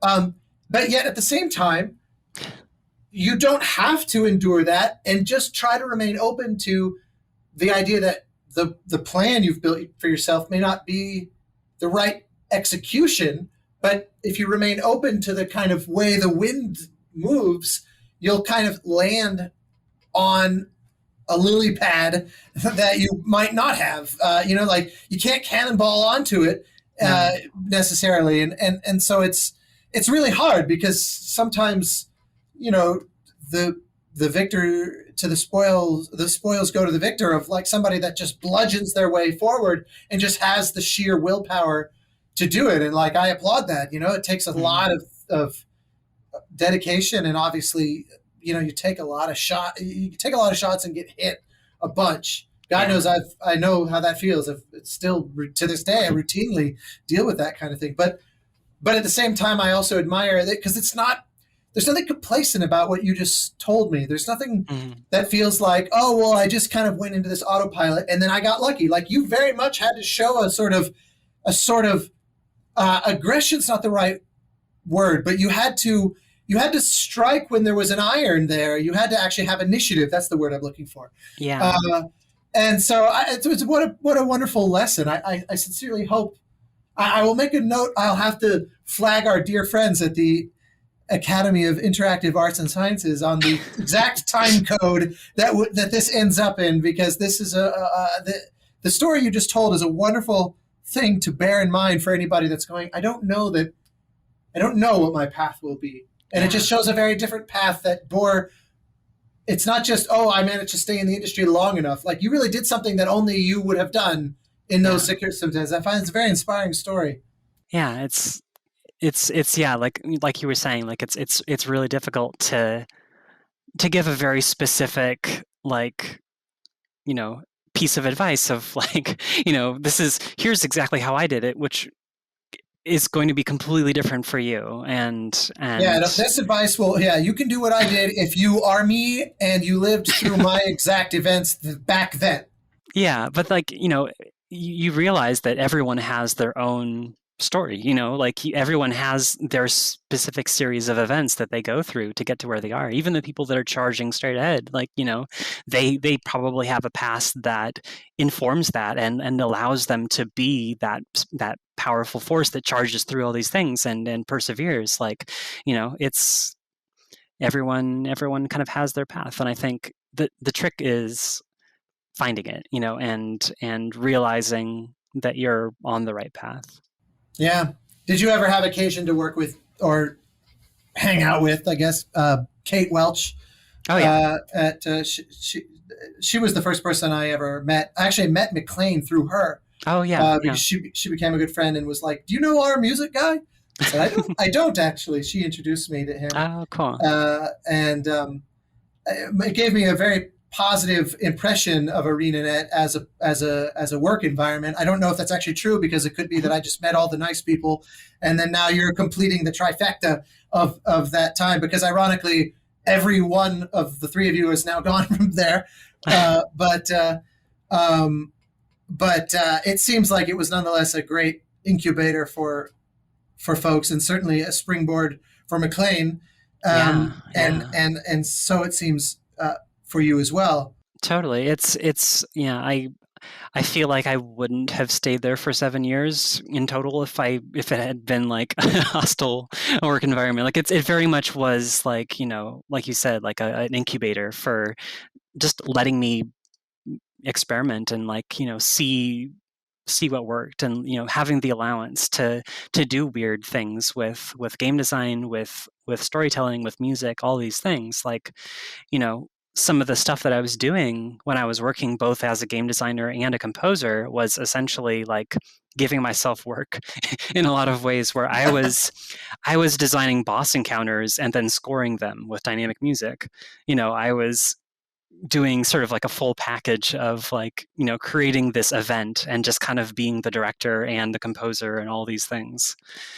It was truly excellent. I so love that. Like, experiences that I would never have had the chance to do, like, at that scale, like on a AAA MMO. Like, I couldn't have done that on my own anywhere else.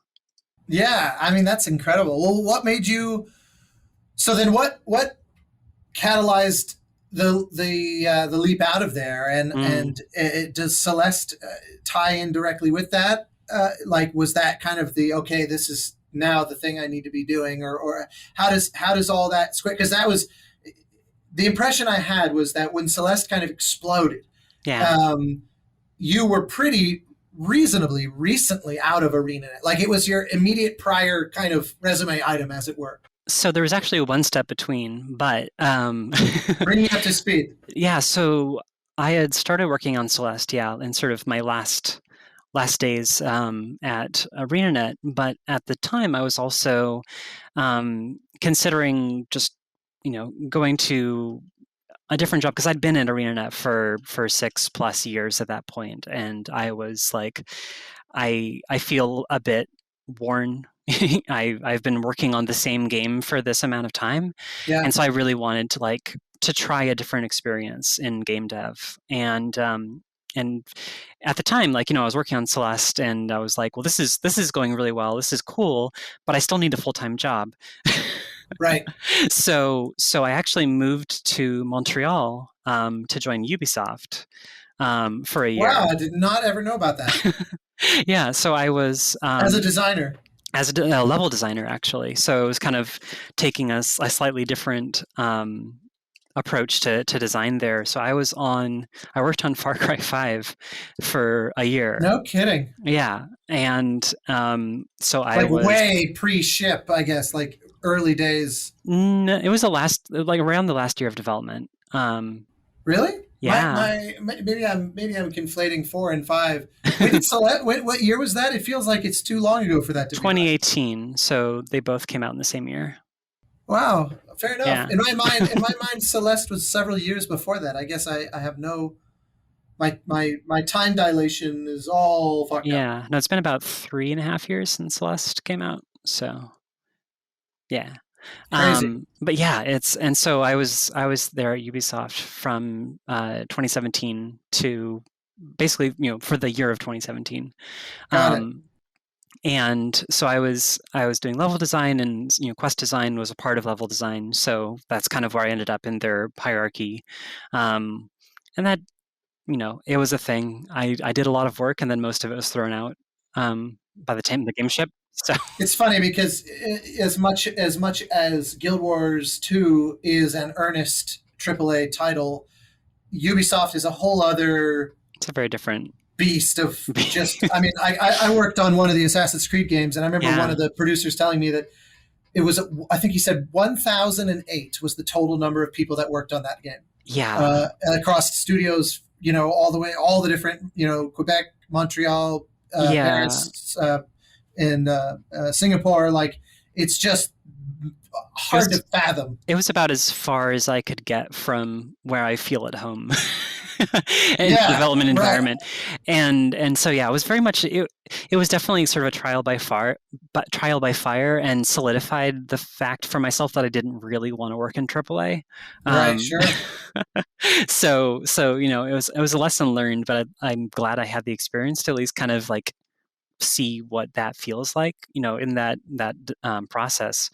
And there's something to be said. There's the one kind of person that takes a bite of something and says, well, I'm content to never taste this again, versus the other person that looks at it, doesn't like the look of it, and just won't even give it a shot. Right. Because, you never know. You may have felt so at home. It may have been this revelatory experience to realize, holy shit, I love this team is so huge, and there's all these creative people in all directions, and you may have had a wildly different reaction to it. And it may have totally changed the trajectory of your life as a result. To me, it's a powerful, positive thing to say, I took the bite, and I can say with wisdom, I can say with actual sort of lived experience and accrued knowledge, this is not the environment for me. A lot of folks prejudge things from afar and make the best call that they can, which is sometimes all you have to work with. But I think that, in your case, it's an informed opinion, which is better than most can say. Yeah, and so by the time but you were already in bed with the Celeste team by that point, like you had connected with them and you were well off and running on the music at that point. Yeah, and it was one of those things where like I wanted to make sure when I got the job, like that I was going to be able to still work on Celeste and have it not be like absorbed by Ubisoft or anything, right, all that stuff, and so by the time that full year had passed, like I was looking at like, okay, do I want to keep doing this? And, the answer was basically no. Like, Celeste was wrapping up. I really wanted to focus on that. And, and then what happened next, was kind of like what shaped the rest of my career trajectory, of like, yes, this is a success and people do actually want to hear my music. And let's see where that goes. But obviously it's not unrealistic that Celeste could have been one of innumerable other indies that just kind of has a little flash and then disappears, and you would have been sitting there going, okay, well, what now? Well, yeah, I mean, there was definitely a period of time when I was, moving back to Seattle where I was like, I need contingency plans. If Celeste doesn't take off, like I got back in touch with Arenanet folks. I was like, kind of fully prepared to be like, well, if I can't make a living, doing this freelance stuff, like I set up a Patreon, like I did all this stuff to kind of give me at least like a cushion to like, fall back on for freelancing. And, I was talking with Arenanet folks of like, hey, maybe I could come on as, more of a full-time composer sort of thing if this freelance stuff doesn't work out. Just kind of getting all my options out there. And so I did end up actually doing some more contract work for Arenanet after Celeste had come out, which was a very interesting thing, kind of like returning to that in least a freelance capacity. Sure. But it was still kind of like, here's a couple of like one-off sorts of things when I had time for it or when they needed me. Yeah. How did you first, I try to avoid going places that I'm sure you've gone in, especially with all the interest that Celeste generated after it came out. Yeah. Anyone curious to learn the nuts and bolts of your involvement, I'm sure there are ample interviews and things that can be found about that. But I am curious because I selfishly don't know the answer, how you first connected with that team. Because it's not connected to Arenanet or anything as far as I'm aware. No, it was primarily through social groups at the time because I, was friends with folks in the indie game development community around that time. And I also had actually put out an EP of electronic music around the same time. And I'd done another independent soundtrack called Hack Mud that came around a little before then. So both the EP and Hack Mud actually kind of like ended up, in the Celeste team's laps of like listening, considering composers. And I had I was just on Twitter and being social with folks there, and I'd gone to GDC with some friends. I sort of made the return to GDC, and instead of going to all the sessions, like I stayed out on the lawn, the park area, and like chatted with a bunch of the indie developers that were there for for indie track stuff, and then also just socializing and seeing each other's games, hearing about them and stuff. So yeah, through those connections, I basically got a DM on Twitter from Maddie, the lead designer on the game, which is like, hey, I'm working on this game called Celeste. Do you want to do music for it? And I was like, sure. Did you have any sense, forgive me, I'm sure that you have been asked this before, but good. Did you have sense at the specialness of the game, early? Sometimes games just have that magic quality where you go, this is something, and then sometimes they surprise us because people really take to them, and you're like, wow, you always hope for that, but this one felt like it could go either way, and happily it is. What was your initial sort of gut about the game? Well, I did some like initial research of like, who's making this game, like what have they done before, and I saw like Celeste was originally like this sort of Pico 8 like even like smaller scale platformer that was made for a game jam, and so the full game of Celeste was being based on that. So I was able to kind of take a look at that and see some videos of that being played, and then also saw obviously that Maddie had previously worked on Towerfall, which was a huge blow up success, and I was like, oh wow, like this, they know what they're doing. Right. I definitely got a sense that like they were on a track towards something, and I didn't know like what Celeste eventually would become, like as a sort of narrative object, but at least I knew it was going to be a really good platformer, right? And so I was like, yeah, I love platformers, I would totally love to score level music for one of these. And then the sort of emotional character resonance that came out of that was kind of a surprise as we went along, and kind of just leaned into it. What's been your, skipping to then the ship of it, what has been your relationship to its success? Like, I know that it's kind of vaguely worded, but I'm just curious because it obviously, it sort of, it very immediately sort of catapulted you into a position of being one of the recognized names in the industry, and primarily because of the fact that you were now interwoven with an experience that people held very close to their heart. People had these just intense emotional relationships with the game, and the music is part of the DNA of that in a way that can't be really separated out. Yeah. What has been, I guess my question is, what was your relationship to the success initially of it? And what has been the ongoing relationship with it? Because if it's anything, every now and again, this kind of thing would happen. And like, for example, was talking not that long ago with Gareth Coker, and my instinct tells me that no matter what he does for the rest of his life, Ori will be this thing over his shoulder. And that's a very positive thing from my perspective. I saw an interview with Jeff Bridges where somebody said to him, you've been in so many movies, you've won an Oscar, but for most people, you'll forever be the dude from The Big Lebowski. Right. And right. is that bad that like, that's not what you won the Oscar for? Like most people probably don't even know what character that was. Like, does one thing forever being like, this is me, is that a positive? And his attitude was very much like, there are a lot of actors, including very successful actors, that don't have their version of the dude. I'm very grateful that there could possibly be a character, even just one, that might carry my name past my own lifetime even. Like, he had a really wonderful and beautiful reaction to the idea that 25 years ago or 20-ish years ago, I did a character that's going to probably outlive me. I would not be surprised if Celeste is very much the same with you. It will be a game, I think, that people talk about and continually think about and dissect. And as that team, which of course you've announced your next project with them, which is very exciting and looks very beautiful. And I loved what I heard of yours in the initial announcement.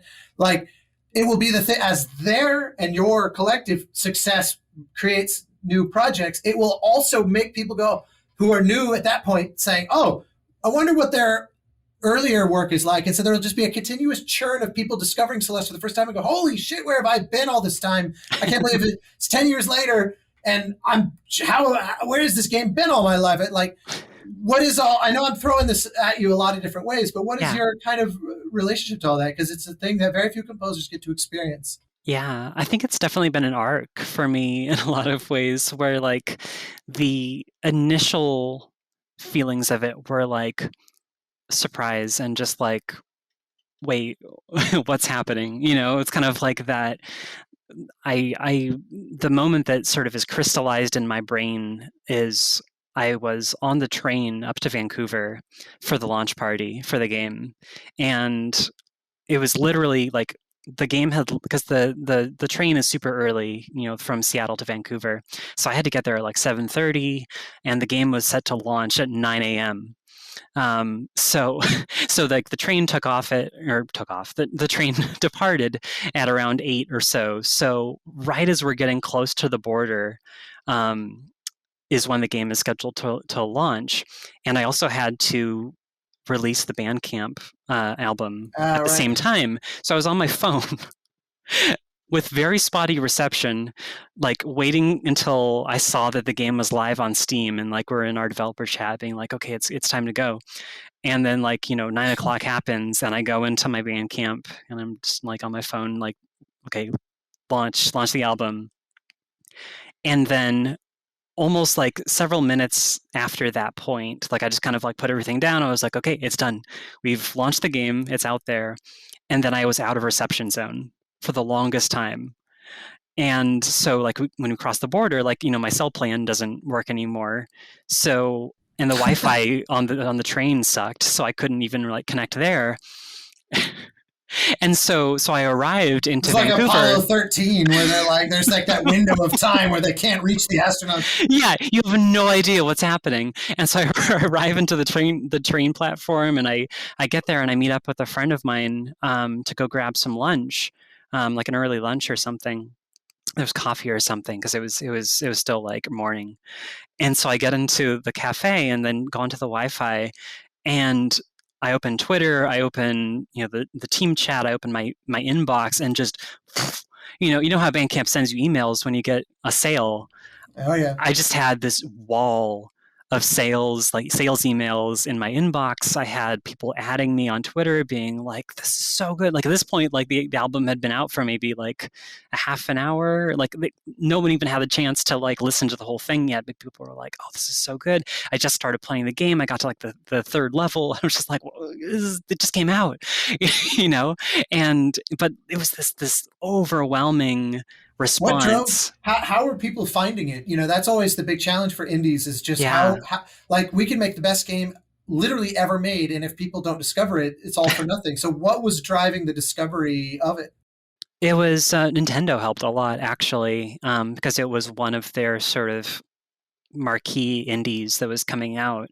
So there was a lot of promotion from their end. It was one of the first like Switch indie games. Like it was around the like sort of launch window for their stuff, and we were also on everything. So like we were on every platform. Didn't matter where you were, you could go and buy it, download it, and stuff. Right. And then just a big Twitter presence, but then influencers and people with lots of followers started like noticing it and tweeting about it and stuff. So it just kind of almost went viral in a way of just people like saying, whoa, this game's out, you should check it out. Still, I'm sure that what you just described is over the course of days and weeks. I mean, for there to be such a visceral reaction in under an hour, it means that there had to have been a captive audience who had already kind of teed up and were ready and waiting. Oh yeah, I mean, like we were definitely hyping it up. We definitely built up some degree of like following on the various platforms of just like, hey, it's going to come out today, and so we had those the folks ready to go, and yeah, just while I was up there in Vancouver for the launch, we were at the launch party and we're just like seeing all the response coming in, sales and everything, and it was just a really cool really cool celebration that really sort of catalyzed like our hard work for the game. And then so that's the first prong of the arc of my reaction to that. So it was like, first is like, I've never experienced anything like this in my life. Were you overwhelmed? Like sometimes for people, it's actually very difficult because it feels like the world is suddenly very noisy and they're not used to being noticed. They're not used to, if I write something on Twitter, more than 4 people actually see it. It can be very, very intense. Yeah. Would you say that was a positive experience, or did you find yourself feeling kind of overwhelmed, I suppose I'll say again? Yeah, definitely. Like I'm a very internal, introverted person. Like I have a hard time like being the point of focus for a large number of people, and so like for me it was very much like, oh God, everyone's looking at me now, sort of a moment, and especially with like because we didn't really have a lot of formal press set up, like PR stuff set up with the game, so there was no filter between people that wanted to talk to us and us. So I was just getting emails, not just from press people wanting to talk to me about the game, but then also from like labels and people that wanted to like work with me on something and all this stuff. And I was just like, I don't know how to handle all of this. And what made you feel like what turned the table on that then? How'd you grab the bull by the horns, as it were? Like, were you just in this state of shock for days or weeks, or did things calm down, or did you develop sort of a strategy for dealing with all of that? I mostly just tried to, take it one thing at a time and just kind of, let.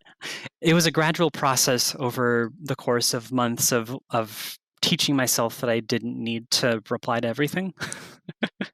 You'll have to share your secret on that, because my inbox, I have such a hard time just like letting certain emails go. And I'm the worst, because sometimes I'll get an email from like, hi, I'm a university student at the University of Sydney and I'm working on my term paper about video game music. Yeah. Can I ask you some questions for purposes of my paper? And I'll write back to them 3 years later and I'm like, hey, you're probably like in a totally different part of your life now.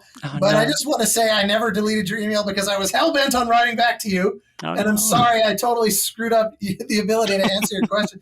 I've done that so many times. I always feel horrible because I'm like, I there's just so many, I don't know, it's so much healthier to probably just learn to be like, it's okay. And half the time these emails say, I probably won't hear from you, and I'm okay with that, and it's okay if you're too busy. They'll give me permission, and I still somehow have this, like, I don't know if it's ego of just like, no, I want to write back. I want to be the guy that did.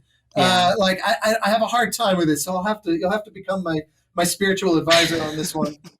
It's difficult. It really is, because like if I did, but the thing is, like, I'm so easily distracted by things. Like if I get in a mode of like, I need to reply to everything, I need to like focus on everything that's coming my way, I will basically just shut down and not do anything else. And so I really needed to discipline myself of just setting boundaries for myself, and just letting, only certain things in, and, feeling okay, if I felt like a really personal connection to like someone reaching out to me, like, absolutely. Like I would, I want to, reply and respond in a meaningful way. But like, it's been difficult, especially with like, like you said, like a lot of requests from folks that are just kind of want to get the boilerplate, same questions of how you got your start, et cetera, that kind of stuff. It's difficult to, always direct your attention towards those things. But that's also why, like, I do try to pick and choose like interviews and things that have a chance of existing on the internet in a prominent place, kind of I can put it on my profile or something, and just kind of like, here's, if you need basic information on something, like, it exists, like you can go find it. Like I love, writing liner notes and things on Medium and stuff, and just kind of like creating content for people that are curious about what I do without having to specifically hear it from me directly every single time. Mm-hmm. And a lot of the kind of stuff that you do with your videos on YouTube and all that stuff, like bringing people into your process, like, that those sorts of things I think are really valuable, because they do kind of give that connection to the creator, of these compositions or whatever it is. Like, you're able to teach yourself by picking things apart through that assistance. Yeah, I've also, it's funny because people message me and say, "Oh, you're so generous with your YouTube channel," and I it's very funny to me that would be the way it's framed, because I'm like, it says a lot about what your perception of the default state of a composer is, that you would consider that act generous, because it means that the assumption is we hold our cards very close to our chest. Right. I definitely can't let you know my trade secrets. It's like, did you know that you can put an F sharp over an E minor chord? This is some super insider shit. I know, right?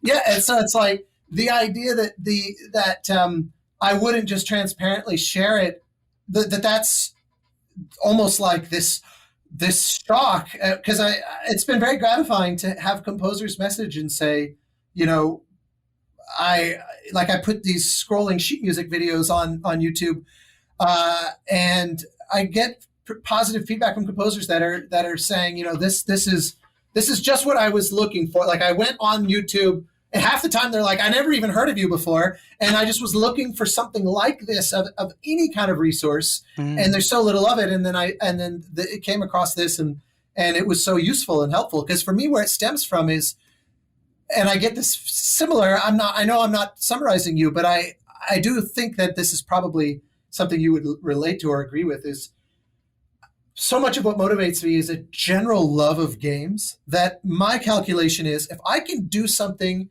if I can put things out there that offer up tools for other people to then go and make better game, like if a composer sees what I do and then they go and they take what I do and they built on it and they make something even better than I ever dreamed of with it, and it makes this new game that they're working on all the better, then games as a whole have benefited. And I, as a consumer, am super stoked, because the industry has just gotten better. There's now a better game out there for me to play that may in turn inspire me to push myself harder on my next project. It's like, to me, that attitude is so much what drives it. Where I'm like, it's ironically, you could even argue it's not generous, it's selfish. It's like, I'm hoping that maybe someone will kind of steal. It's not stealing. I'm offering this stuff up. Hopefully they'll take this and run with it and make something even better than I could hope to from it, and then we're all better off. It's like, I want to play that game. Yeah. And so I remember noticing your blog.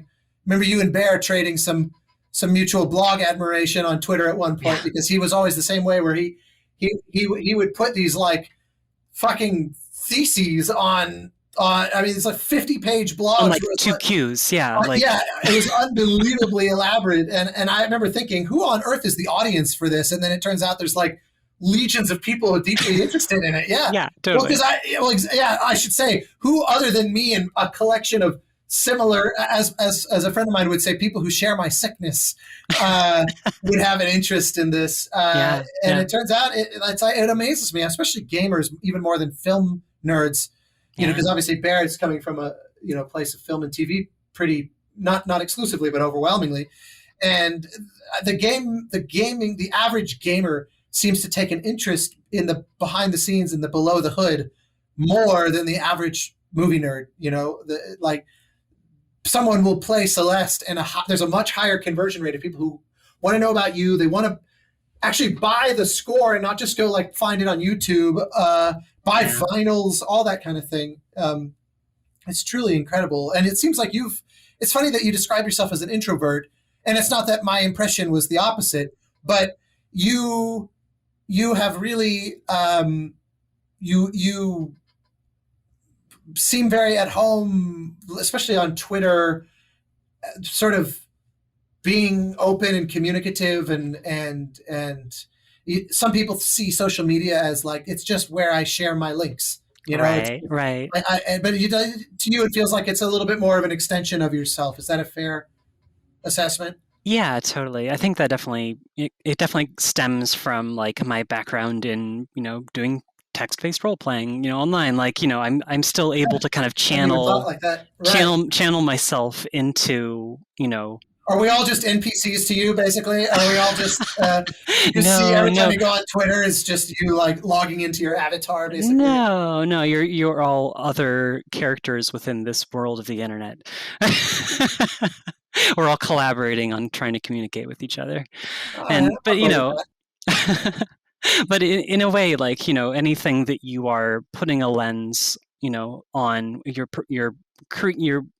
putting yourself out there with a certain, perspective, of like, you can only present a certain part of yourself online in any sort of context, and so how you choose to present yourself, I think, makes a very strong impression. And, so I can at least channel my social qualities into how I present myself on Twitter, even though, in person, I'm just kind of over here just being like, oh God, there's so many people out there. There's so much like dialogue happening constantly. I'm just like, I'm going to tweet. I've actually had the experience before of becoming aware of someone because of Twitter, where they're very vocal, they're very engaged, they're constantly responding to people. They're like 40 tweets down into these threads, and then you meet them in person, and they're so shy that it's almost difficult to carry on a normal conversation. And I don't mean that disparagingly. I just mean they find this tool that lets them really communicate effectively. That real in-person reactions are, I shouldn't say real, because they find a way to be real on Twitter that is genuine. A struggle for them in direct person-to-person communication. I've always, as much as Twitter is in so many ways the destructor of all things, it's like Zool that's bringing about the end of the world and Ghostbusters. At the same time, I do have a very positive. I've met lifelong friends because of Twitter. I've gotten work because of Twitter. Everything you're saying feels like I have analogs to that in my own life, and I still cling to a certain optimism that it adds a dimension to human life that there was no corollary to prior to this century, essentially, and that's a net positive eventually. Once I think my hope is that we're in kind of a birth pain right now of some people go on there and they make the mistake of not realizing that, you tweet it and it's there forever. So they say things, sometimes they just are really short-sighted. Sometimes Mm-hmm. they reveal a side of themselves that they don't realize how like they reveal horrible things about themselves. Like, Oh yeah. I don't need to Oh yeah. offer some summation of social media, but my hope is that our ability to kind of,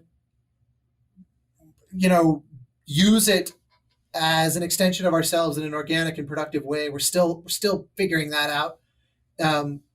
And I hope, and that as a result is 30 years from now, it will be a unquestionable net positive for humanity. Whereas right now, I feel like we're kind of in this jury is out phase. And I'm just hoping for the best because I've had so many positive experiences. And I look at a story like yours and it seems awash in positive experiences, even if, while I'm sure there's also, I'm sure your share of heinous toxicity as well. So yes. yeah. And it does, but it doesn't seem like that's stained it to the point of thinking of it as a net negative. No. But you tell me, I mean, is that the case? Yeah, no, it is, I look at it kind of like it's another tool in how we are able to connect with people, in various ways. And I think ultimately the positive aspects of the internet, of this grand thing that is interconnectivity, I think ultimately is a net positive because we are so much closer to everyone around the world. Like, you look at things, of like being able to share stories, being able to share experiences and empathize with those things. It's you see that all over the place. Like, someone realizing, oh wow, like my story is actually important and can resonate with someone that I have never met before. I think can also give voice to a story that otherwise yeah. in a prior time would never even been. It's funny because so much has changed. But the question that comes up to me all the time is composers say, how important do I need to be super active on Twitter? You must get that question a lot, especially because your Twitter audience went from 0 to 1 million so fast. I mean, it was like the number of people interested in what you have to say and what you're sharing grew so quickly, and with good reason, obviously. And so you must get that question all the time of, is this something that I need? Like, is that the key? Is that the ingredient? Because not everybody resonates with this. And I loved the way you phrased it. Look, it's just yet another tool. Use it how it feels organic to you.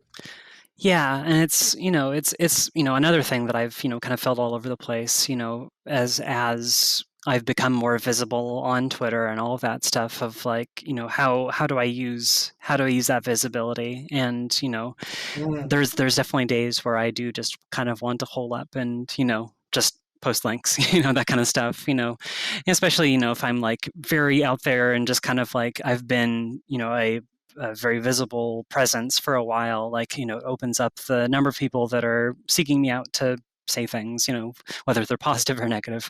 And, ultimately, like I kind of have to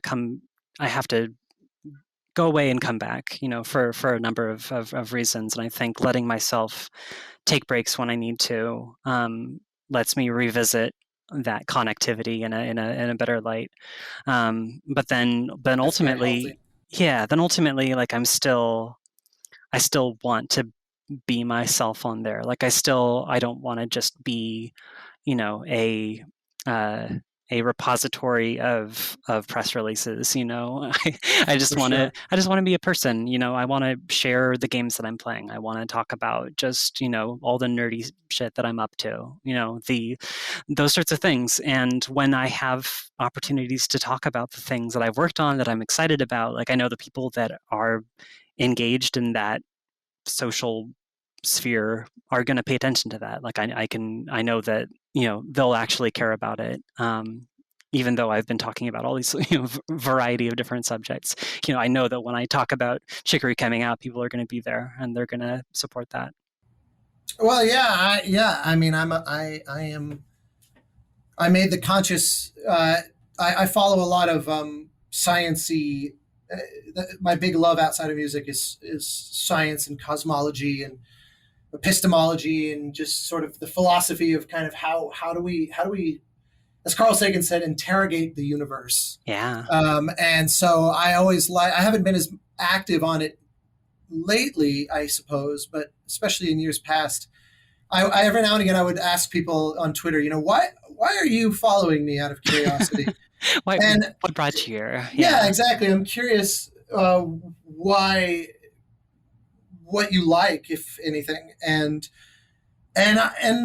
people notice. They would say, I came for the music and I stay for the science, because I was always resharing articles of, this geneticist just discovered this algae has a very peculiar property in this one particular lake that they realize they can leverage for a particular type of, a study of this one particular organism. And like, that's interesting to me. And or whatever, and I loved that. And so I thought, if I become a kind of curator of interesting little tidbits of just, hey, for those curious about where's the frontier of our knowledge as a civilization, not that I would claim to have my thumb fully on the pulse of that frontier, but I keep my eyes open, and I've become friendly with a few scientists who I think are literally living on that frontier. Yeah. And I love rebroadcasting that kind of thing. It's sort of positive knowledge. So yeah, no, that's very resonant, and hopefully something to think about for especially anyone listening down the road. That's where you and I were in 2006. Yeah, and asking themselves these questions, as it can be so overwhelming. Where I have to work on my music. Oh, I have to go to GDC. Oh, I have to be tweeting. I have to this. How do I build my brand? Yeah, exactly. Yeah. I mean, is that specific phrase actually brings to mind, how much do you care or think about that? Because again, just circling back to Chicory, for example, it's very you, but at the same time, it's not the same as Celeste. There are certain instruments and certain like synth textures where I'm like, she used that sound, or like that little harmonic movement, that chord change with that rhythmic sensibility. That's her voice. Like it's different instruments this time, and it's different tempo, and it's different, but I feel that familiar unconscious decision-making process. Mm-hmm. At what point do you say, I really want to do something, like, I should say, how consciously do you think about that notion of brand, where knowing that Celeste means a lot to a lot of people, do you deliberately want to ping that a bit, or do you think, okay, I want to do something that no one would ever think to connect the dots to Celeste? Or do you not think about this stuff at all? I think it definitely, it affects it somewhat. Like one of kind of going all the way back to the question of my relationship with Celeste's popularity. One of the things that has very much affected it is video game fans tend to latch on to the concept of franchises a lot, I think, because it is a very large part of the industry and media in general. People love to have continuity and to have big media things. The MCU is the ultimate proof of that, of all history. Yeah. And, certainly takes a lot to compete with that. But the thing for I think a lot of fans is like, people loved Celeste so much that they were just like, we want more, we want, you did Celeste, so the next thing you do is going to be more Celeste, right? And so like, there's this very like understandable reaction of, wanting Celeste 2 or, more DLC. And like we did, a DLC, we did a new chapter, but within that chapter, like I was very cognizant about not wanting to just sound like, here's some more Celeste levels. I wanted it to still be its, a new thing within the same context. And so, I did kind of branch out a lot when I was writing that. I brought in string players. I brought in more than just, my massive synth patches and my piano, like I brought in a whole bunch of extra stuff in there. And, so I was like afraid, like, is this what people want? Like, but I'm going to give them something that hopefully, fills this need for more Celeste without being just the same stuff. And, it turns out people responded really well to it. They really loved, sort of a fresh take on that kind of thing. But then we're kind of meeting them halfway. Yeah, because exactly. It's literal Celeste DLC. So like, to the extent that they want more Celeste, they are getting that in a very literal way. So it kind of buys you space to push the music a little further, which is actually a wonderfully advantageous position to be in, I would think. Yeah, and so that was definitely a good chance to kind of revisit my relationship with the game and like the fans' desire to have more of that very specific sound. And then in kind of moving on from that, I guess Chicory was kind of the first big project that I started on after the Celeste DLC, and I definitely made a conscious decision when we were starting that up that I wanted to have like 90% of the instrumentation be like actual instruments, like not just synths. Right. Like I wanted to score for more live recorded instruments. I wanted to score for sampled instruments, whatever it was. Like I really wanted to kind of build an ensemble of, of core instruments that felt alive and kind of within this space without having to like fall back on some of the stuff that resonated really well with people in Celeste, but then still going to those places when I felt like it was right, for stylistic reasons and all of that. But it definitely was a conscious decision to kind of try and do something in a new box while still keeping some of the old tools around. Yeah, well, I mean, that's a perfect description. I mean, it sounds like you were sort of deliberately trying to do the thing that you ended up doing, because that's basically, I wouldn't be able to describe it more accurately than that. So I guess it leaves me, as we rapidly approach the 2.5 hour mark, and I'm very grateful for your generous time. There's just a million little gems scattered throughout this, I think. Yeah. I'm curious, obviously there's the new one, Earthblade, is that what it's called? Earthblade, yeah, that's the new EXOK Celeste team game. So we obviously heard in the reveal sort of announcement trailer a taste of what you're doing there. But I'm curious, maybe related to that or not, knowing that you migrated away from the kind of overwhelmingly electronic feel of Celeste to this far more acoustic, I guess, for lack of a better way to put it, Chicory sound. Yeah. And not that Celeste is rigorously, it's not, the thing that I loved about Celeste was it doesn't feel like, oh, it's just yet another chiptune sort of throwback. Right. Like my goal is to be as authentically 1987 as possible. It really did things that would never have been possible then, while also leveraging some things that were, familiar, and it was wonderfully delicious. It was new. It was interesting. It was new, even while trafficking in some things that were not new. But then Chicory is wholly different from that, from a sonic palette standpoint. My question is, bearing all that in mind, are those dots that are forming a line? Are you intentionally going somewhere? Does every project just come at you and you think, let's just see where this takes me? Do you have some white whale of a type of thing that you would be the dream to sink your teeth into? I mean, what's kind of if you could write your future, do you know what that would look like?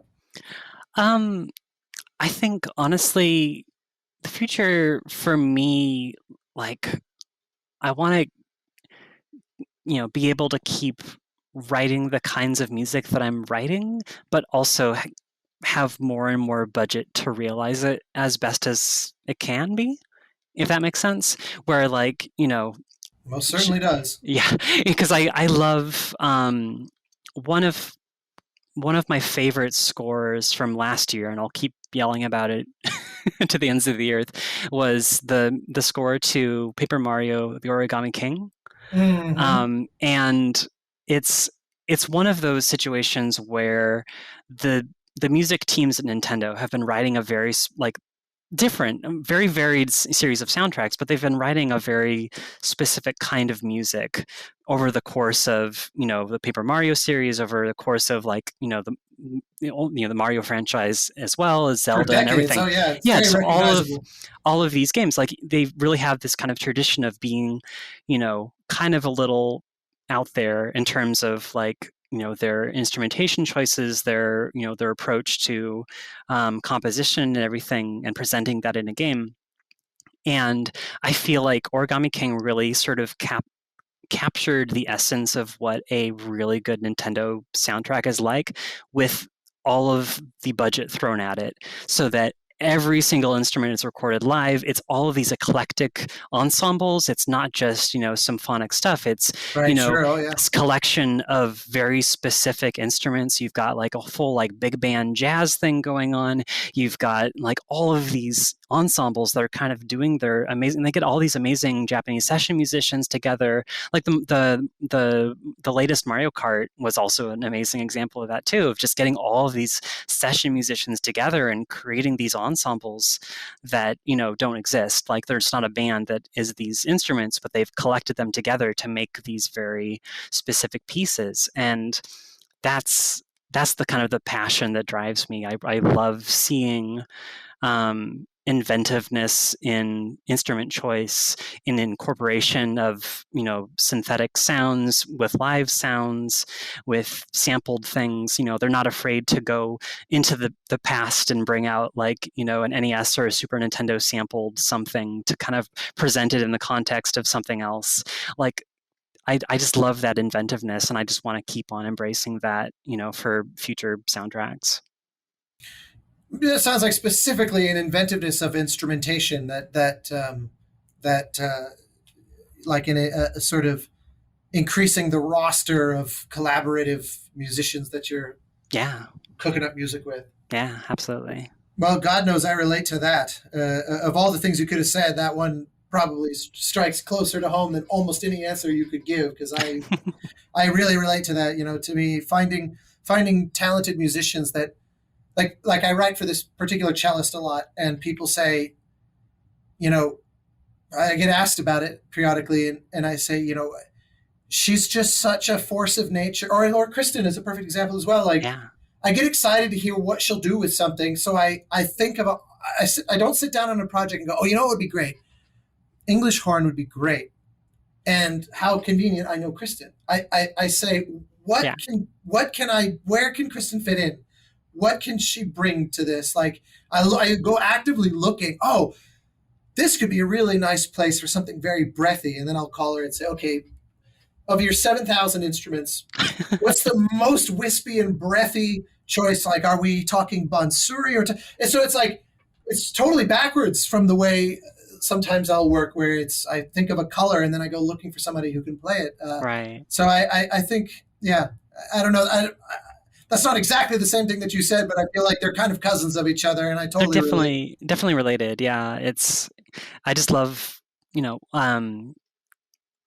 finding those connections with musicians and collaborating with them to create really cool pieces. That can work in all kinds of contexts, whether it's just standalone pieces, dynamic stuff, whatever it is. Yeah. I like to experiment. I love it. Well, given the popularity of your music, especially amongst the kind of remix and cover crowd, the number of musicians at your fingertips, I suspect, is not lacking. So I love it. Well, this has, it's funny because what I love is discovering over the last 2.5 hours how much I didn't know about you, and I know we haven't had occasion to get to know each other ultra closely compared to with some of the other folks I've chatted on here with. But I didn't know more than I realized. I mean, logically, of course, I would have assumed there's a lot I don't know, but there's wonderful highlight things that I would have assumed I came across at some point that I just somehow didn't. And it's genuinely inspiring. I absolutely think that the arc, the kind of specific roadmap that your career has had is so unique amongst composers and so informative there is no one size fits all. There is no take 2 of these and call me in the morning that works for everybody kind of strategy. Yeah. And the way that your path has specifically informed who you are, and the way it's kind of forged the composer that I'm talking to now, is just so very inspiring and interesting and unique. And it's a story that's truly your own. So I hope you'll continue to make things.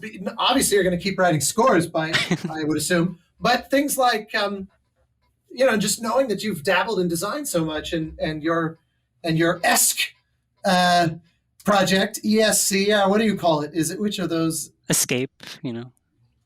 Yeah. Well, fair enough. I thought I was being cool and all like inside baseball to call it by its presented name, but yes, Escape. Hopefully, you'll find time to keep those fires burning as well, because there's not a lot of other folks who are kind of actively creating in that corner as well as the music corner. Yeah, it's all about just finding the time for it, letting myself take less on so I can do my own stuff at some point. We should totally do a GDC talk about that very subject. Hey, wow, you're right. Yeah.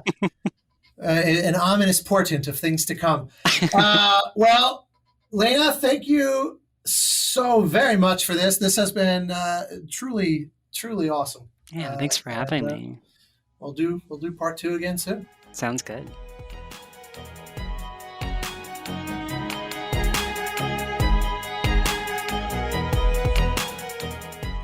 Thank you for joining us for the Game Maker's Notebook.